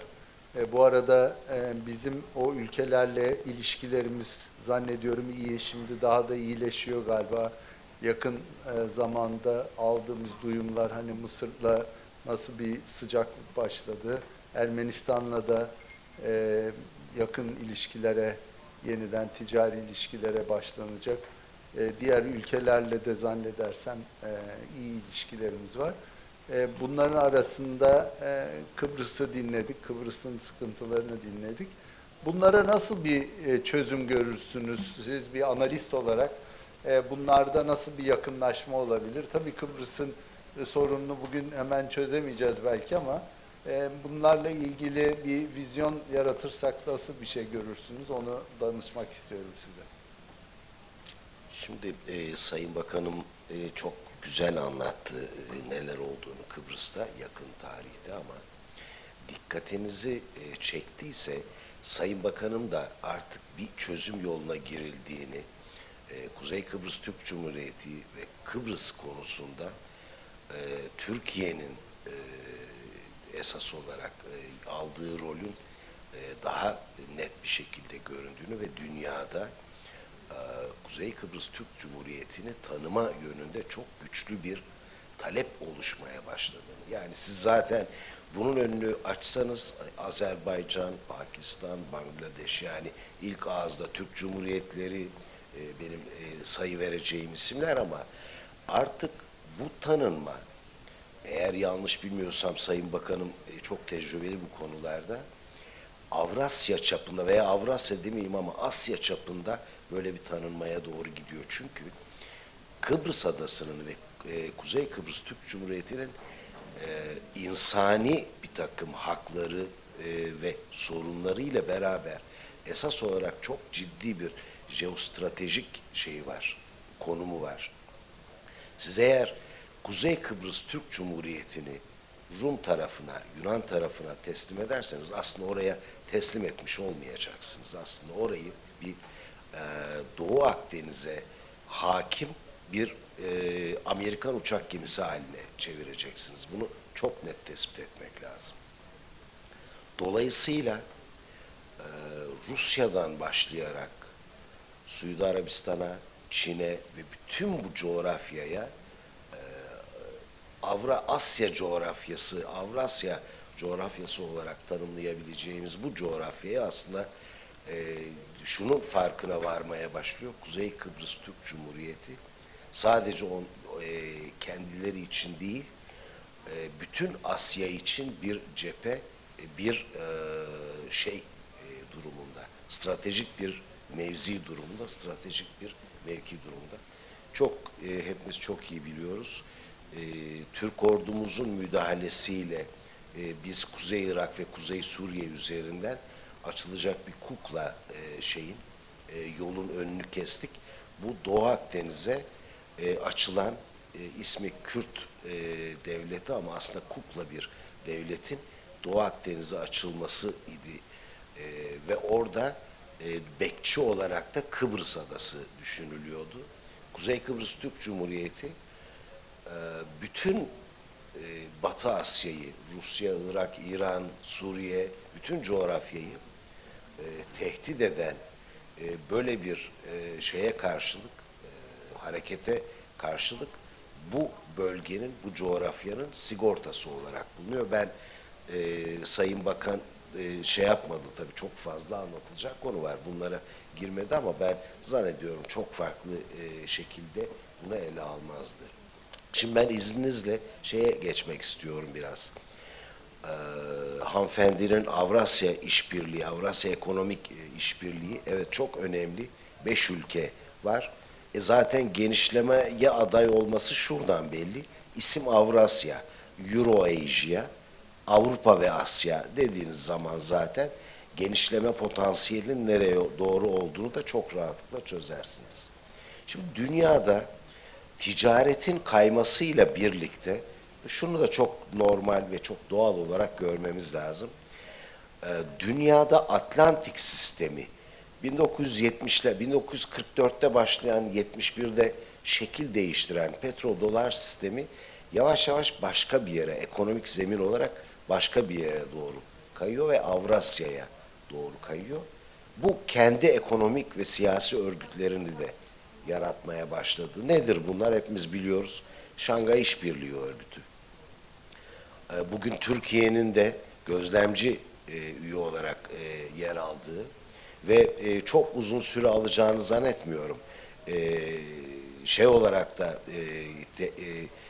Şangay İşbirliği Örgütü'nde esas üyelerden biri haline geleceği çok fazla bizim beklemediğimiz şeylerden biri değil. BRICS, bakın bir ekonomik örgüt var. Bu ekonomik örgütte dünyanın çok önemli, yani nüfusunun neredeyse yarısından fazlası diyebiliriz. Zaten Çin'le Hindistan'ı bir araya koyduğumuzda Çin ve Hindistan zaten nüfus çoğunluğu açısından çok önemli bir yer teşkil ediyor.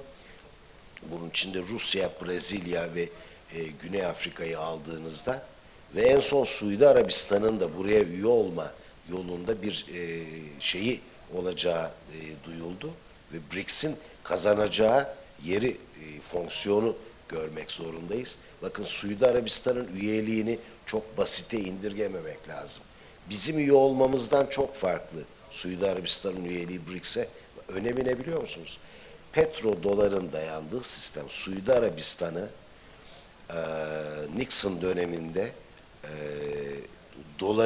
petrolün dolarla alınıp satılması ve fiyatlaması koşulu getirilerek petrodolar sistemi yaratıldı. Biliyorsunuz 44'te bir ons altın 35 dolar eşitliği vardı. Bu 1971'de Nixon tarafından bu eşitlik kaldırıldı ve serbest basılır hale getirildi Amerikan doları herhangi bir karşılığı olmadan.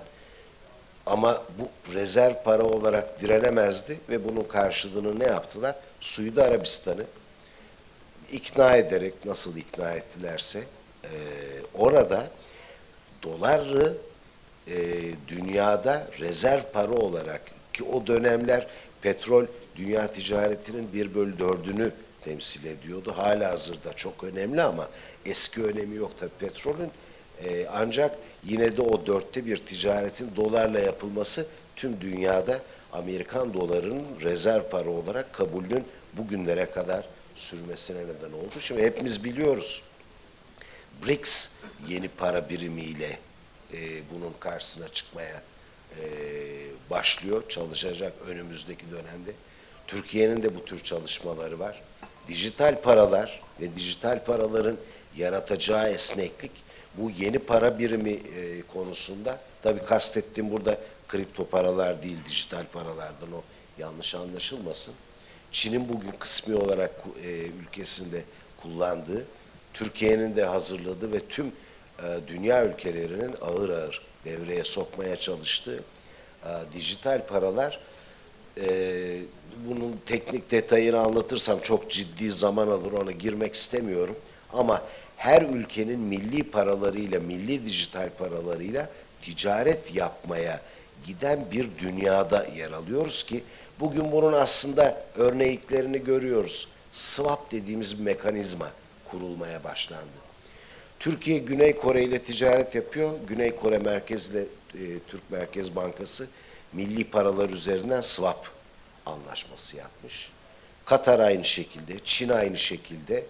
Bu tamamen bir borç mekanizması değil. Evet, borç mekanizması olarak da görünebilir ama arada bulunan ticaretin finansmanı açısından düşünüldüğünde eskiden Amerikan dolarıyla yapılan ticaretin milli paralarla yapılma aşamasına gelmesidir. Bu swap mekanizması sadece Türkiye ile bir takım ülkeler arasında değil, dünyada özellikle Avrasya ülkeleri arasında çok ciddi şekilde kullanılmaya başlayan milli para mekanizmasıdır. Rusya ile Çin'i biliyoruz, artık aralarındaki ticaretin çok önemli kısmını milli paralarıyla yapmaya başladılar. Suudi Arabistan açıkladı, biliyorsunuz Suudi Arabistan Çin'e petrol ihracatının %25'ini gerçekleştiriyor. Bunun önemli bir kısmını Petro Yuan denen Çin yuanı ile, orada bir kağıttır tabii, farklı bir şekilde isimlendiriliyor. Petro Yuan değil ama oradan yapılacağını söyledi. Bakın dikkat edin. Bunu söyleyen, petro dolara zemin hazırlayan Suudi Arabistan artık Çin yuanıyla kabul edeceğini, petrol ticaretini söyledi. Biliyoruz Çin halihazırda dünyada en büyük petrol ithalat.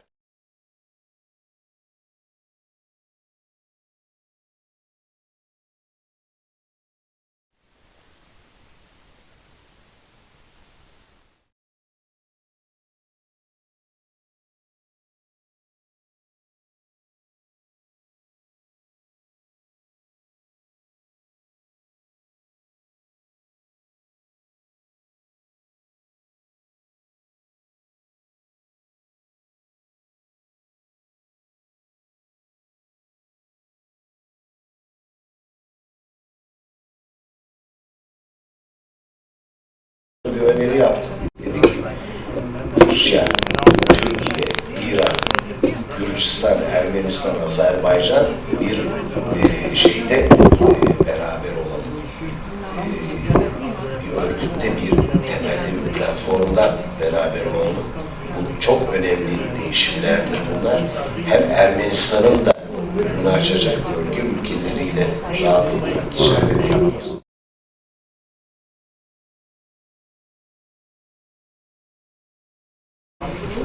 Atlantik sisteminin el atmasının önünü kesecek çok önemli bir teklifti Sayın Cumhurbaşkanımızın yaptığı öneri. Ben böyle tamamlamak istiyorum. Evet, hanımefendinin temsil ettiği örgüt çok önemli bir örgüt. Ama artık Şanghay İşbirliği Örgütü, BRICS, bunları hep beraber ele alacak. O 5 ülkeyi de katacak çok ciddi bir şey. Zaten oradaki ülkelerin önemli bir kısmı Şanghay İşbirliği Örgütü'nde kurucu üye, temel üye, işte Rusya'sıdır, Kırgızistan'dır. Dolayısıyla dünyanın önü 3. milenyumda çok açık. Bugün içine girdiğimiz ekonomik kriz, siyasi kriz bizleri yanıltmasın. Önümüzdeki dönem Sayın Cumhurbaşkanımızın da bakın altını çizdiği gibi çok büyük Türkiye'nin, dünya çapında Rusya'nın, Çin'i falan saymama gerek yok. Hindistan, Pakistan, İran'ın yer alacağı yeni bir dünya, yeni bir uygarlık bize sunacak. Çok teşekkür ederim. Çok güzel özetlediniz. Acaba soru var mı? Soru var mı? Sorumuz yoksa yavaş yavaş son kısa remarkları alıp Sayın Bakanım, siz bir görüş paylaşmak ister misiniz? Can Kulay'la dinliyorsunuz. Sizleri sabahki konuşmanızda dinledik.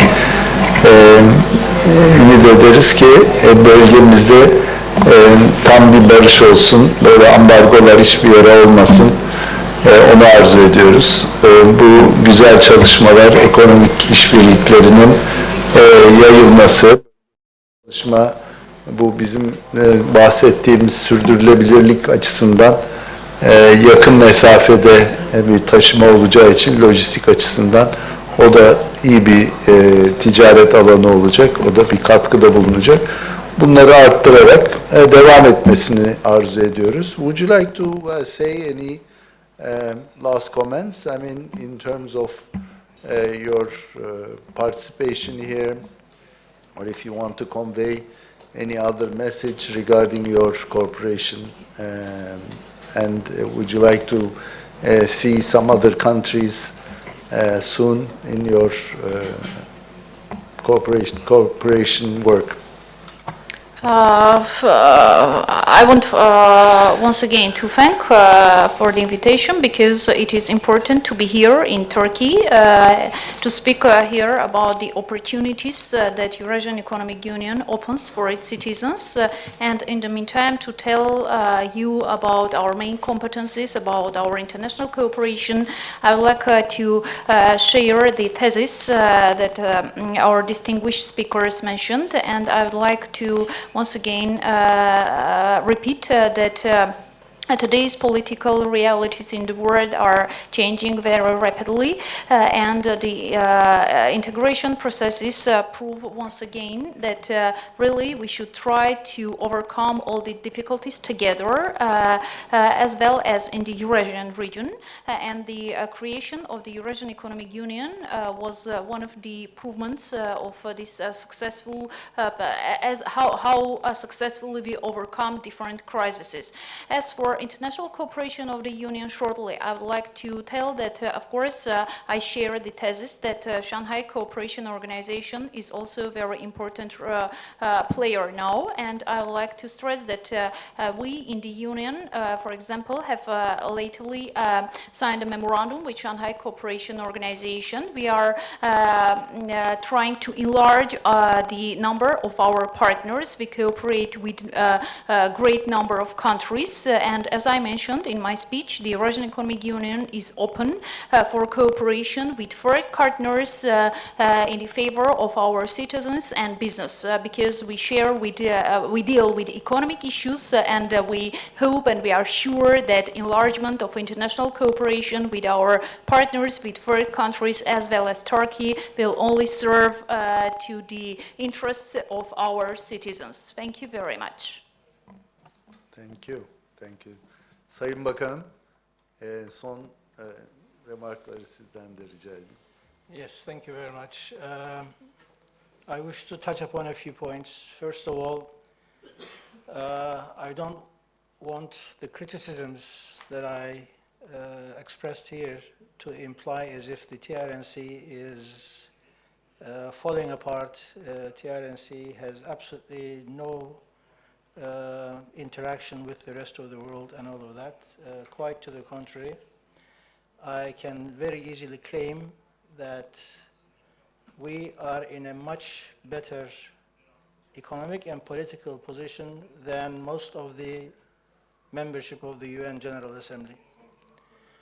Thanks to motherland Turkey.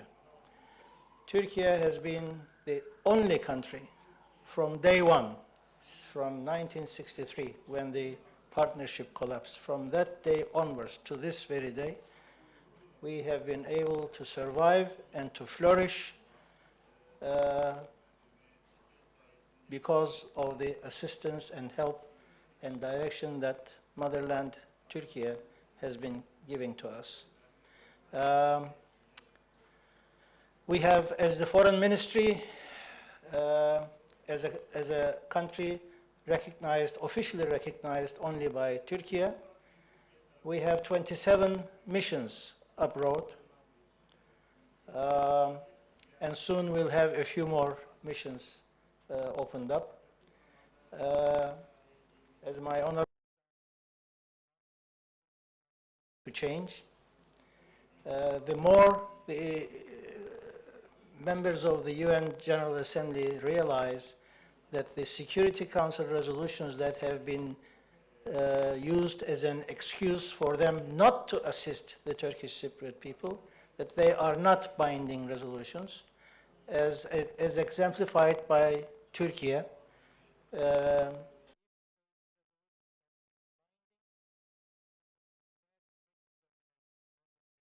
Punished Turkey for failing to comply with the Security Council resolutions.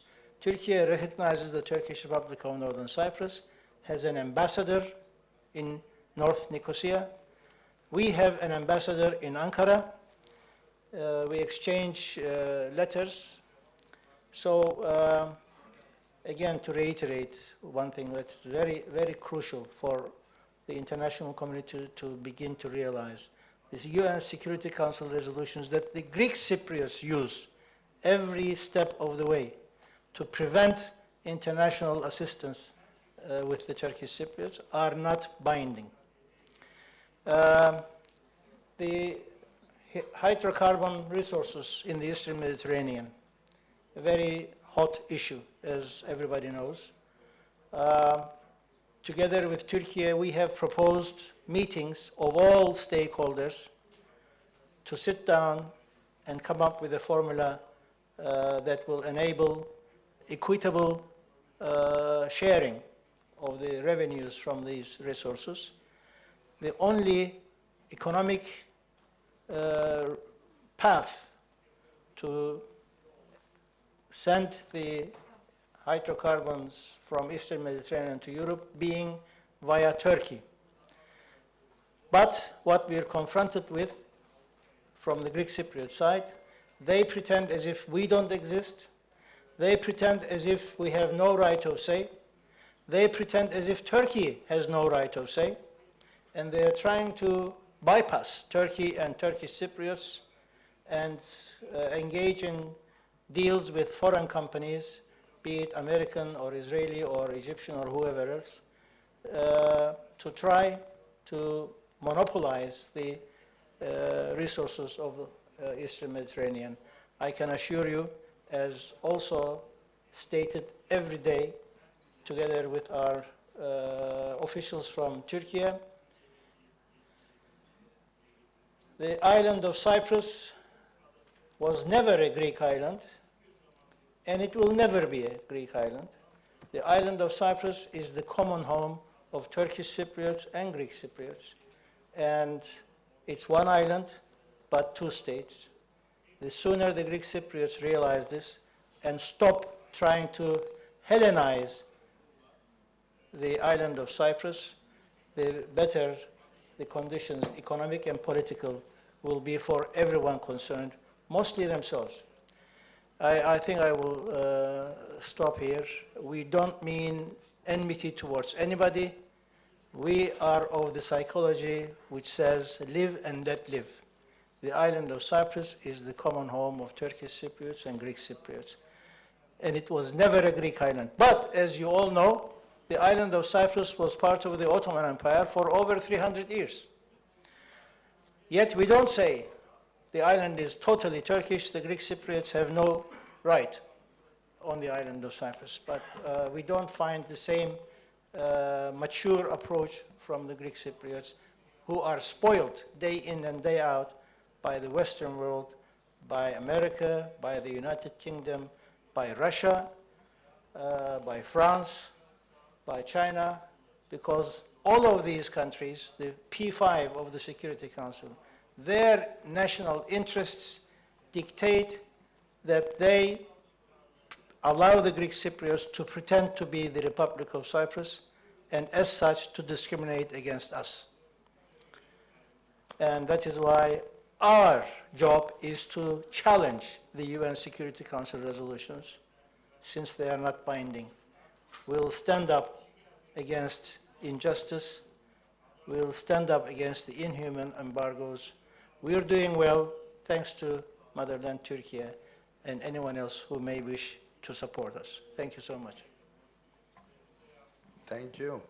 But at the moment, what we have is actually quite a good education opportunity for neighboring countries to come and study in Northern Cyprus. I understand that you have about 20 universities. Yes. And about over, I don't know how many students you have. About 100,000. That could be enlarged. About 100,000 from over 100 countries. We have students. That is exceptional. Do we have Russians? I mean, Russians are visiting actually We have an increasing Russian community. They're coming and settling in North Cyprus. Interesting. There is a big British community as well. Yes. The Scandinavians are increasingly coming and buying properties and settling in North Cyprus. So things are improving. Well, the best thing you offer is the weather, I believe. So that is and very nice people. And nice people, hospitable people. We are not. I've been just informed that we had actually one more member on our panel who is coming from Tajikistan, all the way from the central part of the Asia, and she missed her flight, and she lost, probably 24 hours on the way. But apparently, she's just entering to the hotel. So she just sent a message, if you would be kind enough to welcome her after her 24 hours. Maybe we could hear some, words from her part of the world, which is right in the central part. They could be a future member of your organization, hopefully. It's a small country, about 145,000 kilometers square, about 10 million there, and we will hear what they could offer. They are, she's the minister, vice minister of trade and economic relations, so it would be good to have. I don't know if there is any relation so far economically between Tajikistan and Northern Cyprus or Armenia, I don't know. And you have served. I understand that you served as in a political position as well in Armenia. Would you like to share that with us? I'm representing the Eurasian Economic Union, Eurasian Economic Commission, and I'm the representatives of an international organization. Okay. I'm Armenian. I have been working for the government of the Armenia, but for already 6 years I have been working for the Eurasian Economic Commission from the Republic of Armenia, but our structure is interesting. We are an international organization. The member countries has its codes. We have 10 ministers and 2 ministers from each member country, and 5 directors of departments from each country, and 13 deputy directors. But when we are being sent to the Eurasian Economic Commission, we are independent, and we are representing 5 countries. So I'm here on behalf of 5 member countries. Fabulous, fabulous. And the other, so it's, what is the population of these total 5 countries? 180,000 million. 180 million? Yeah, yeah. 180 million? If I'm not mistaken, yes, 180,000. No, it could A be million, sorry, no. 180 million. Yes, Yeah. 180. The total population, including 5 countries. That is exceptional. Evet. So in terms of the new relations being developed actually for Northern Cyprus, I don't know if you were present, and would you like to say a few words how that happened and how you were invited? Was it, was it an extended invitation to become a state that would watch the Islamic meeting, or how was it? How was the invitation extended? The Organization of Islamic Cooperation, we have been members of it from 1970s. Ah, okay. Under different names. First it was... Oh, I'm sorry. Yes, we have been members of the, observer members of the Organization of Islamic Cooperation since the 1970s. I believe, if I'm not mistaken, 1976, but under a different name. The organization was named Organization of Islamic Cooperation is its conference, yeah. So it changed names. We have been accepted as a Turkish Cypriot state back in 2004 or 5. As of then, we are listed as an observer member as the Turkish Cypriot state. But we have been members of that organization way back from 1976. The Organization of Turkic States is the new one. And the significance of that, as I said, is it's the first time ever that we are a member anywhere with our full name, Turkish Republic of Northern Cyprus, and our flag is hoisted along with the flags of the other member countries. But all of these, I must point out that these are all due to the assistance and work of Turkey. We don't shy away from expressing our gratitude to motherland Turkey, because we are as strong as Turkey is strong. The Cyprus issue is not just an issue for Turkish Cypriots versus Greek Cypriots. Cyprus issue is a national cause of the Turkish nation in the Eastern Mediterranean. And the struggle that we represent is supported together with motherland Turkey. It's not just our problem. It's a national problem. And we are an inseparable part of the Turkish nation. I mean, we are from the island of Cyprus, but as I said, there is no Cypriot nation. Our ancestors went to the island as of 1571, when the Ottomans conquered the island. So we are descendants of those ancestors. And the Greek Cypriots have also been there for many years. It was a good setup back in 1960 when an independent Republic of Cyprus, as a partnership of Turkish Cypriots and Greek Cypriots on the basis of political equality, not between majority and minority, but political equality. Turkish Cypriots were happy with that establishment because motherland Turkey was a guarantor of that republic, together with Greeks and the United Kingdom, which was the former colonial administration. But it was the Greek Cypriots who could not digest the idea that Turkish Cypriots are their equals, and they wanted to dominate us and turn Cyprus into a purely Greek Cypriot state and treat Cyprus the way they have created Crete. Today, in the island of Crete, there are no Turks. But this is where the buck stopped. Cyprus is not a Greek island, was never a Greek island, and will never be a Greek island. But again, we don't mean any enmity. My criticism is not against the Greek Cypriots. My criticism is against the countries that spoil the Greek Cypriots, the countries that give them the opportunity to say they are the Republic of Cyprus and present us to the rest of the world as if we are a secessionist ethnic minority of a Greek Cyprus. It's those countries that I am criticizing. The Greek Cypriots, we know their mentality, we know their aspirations. Enosis is what they call, which is union of the island of Cyprus with Greece.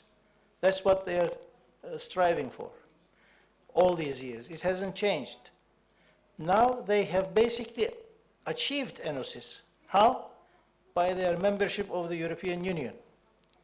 They are united with their motherland. The European Union, again, is an organization I criticize tremendously. After the United Nations Security Council, it is the European Union that should be criticized in doing injustice to the Turkish Cypriots. As you all know, there are what they call Copenhagen criteria for membership of the European Union. You're supposed to meet certain criteria before you can be admitted as a member. They are called Copenhagen criteria. When Turkey applies, Brussels says, Copenhagen criteria. You must be in line with the criteria. When the Greek Cypriots applied, presumably as Cyprus,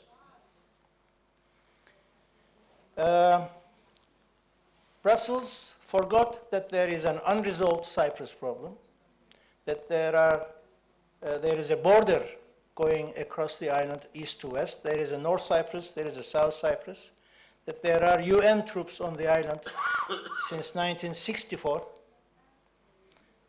and they allow the Greek Cypriots to be members of the European Union, contrary to the criteria for membership. Why? Because everybody knows that it was Germany that needed the expansion. Its backyard countries, Germany wanted to be members of the European Union back in 2004. Greece used the opportunity to threaten the European Union that unless they took in Cyprus, so-called Cyprus, they were going to veto the enlargement. So in order to please Germany, knowingly and intentionally, they took in the Greek Cypriots, even though they are in total contradiction to the criteria for membership. So this leads us, obviously, Turkish Cypriots, to feel that the European Union is not an organization that we can be happy with, we can feel secure with. That is why we say today, as long as Turkey is not a member of the European Union, we have no place in the European Union, because Greek Cypriots are there, Greece is there. So what are we going to do if Turkey isn't there? So I apologize if I have been complaining too much, but believe me, under normal circumstances, I would be complaining even longer and harder, but we don't have all that much time. Okay. Well, I've been informed that the lady is not able to join us. I mean, even though she entered, she wasn't in a good shape and she was a bit shy for it, asking for additional time. So I would conclude with your permission this nice chat, that panel that we had. And I'd like to thank you in case you have any questions. I have my email over there, and we would be happy to collaborate in terms of communication. And it is thanks for your arrival all the way from, where is your main office? Is it? Our headquarters, our main office is located in Moscow. In Moscow, yes. Okay. That is nice of you to arrive here for this occasion. And tonight we have some programs, I believe, for our speakers. So we'll see you there. Çok teşekkür ederim katılımınız için. Bu akşamın son saatlerine kadar bizlerle oldunuz. Siz değerli katılımcılara da ayrıca teşekkür ediyoruz. Çok teşekkür ederim efendim. Saygılar, sevgiler. Bir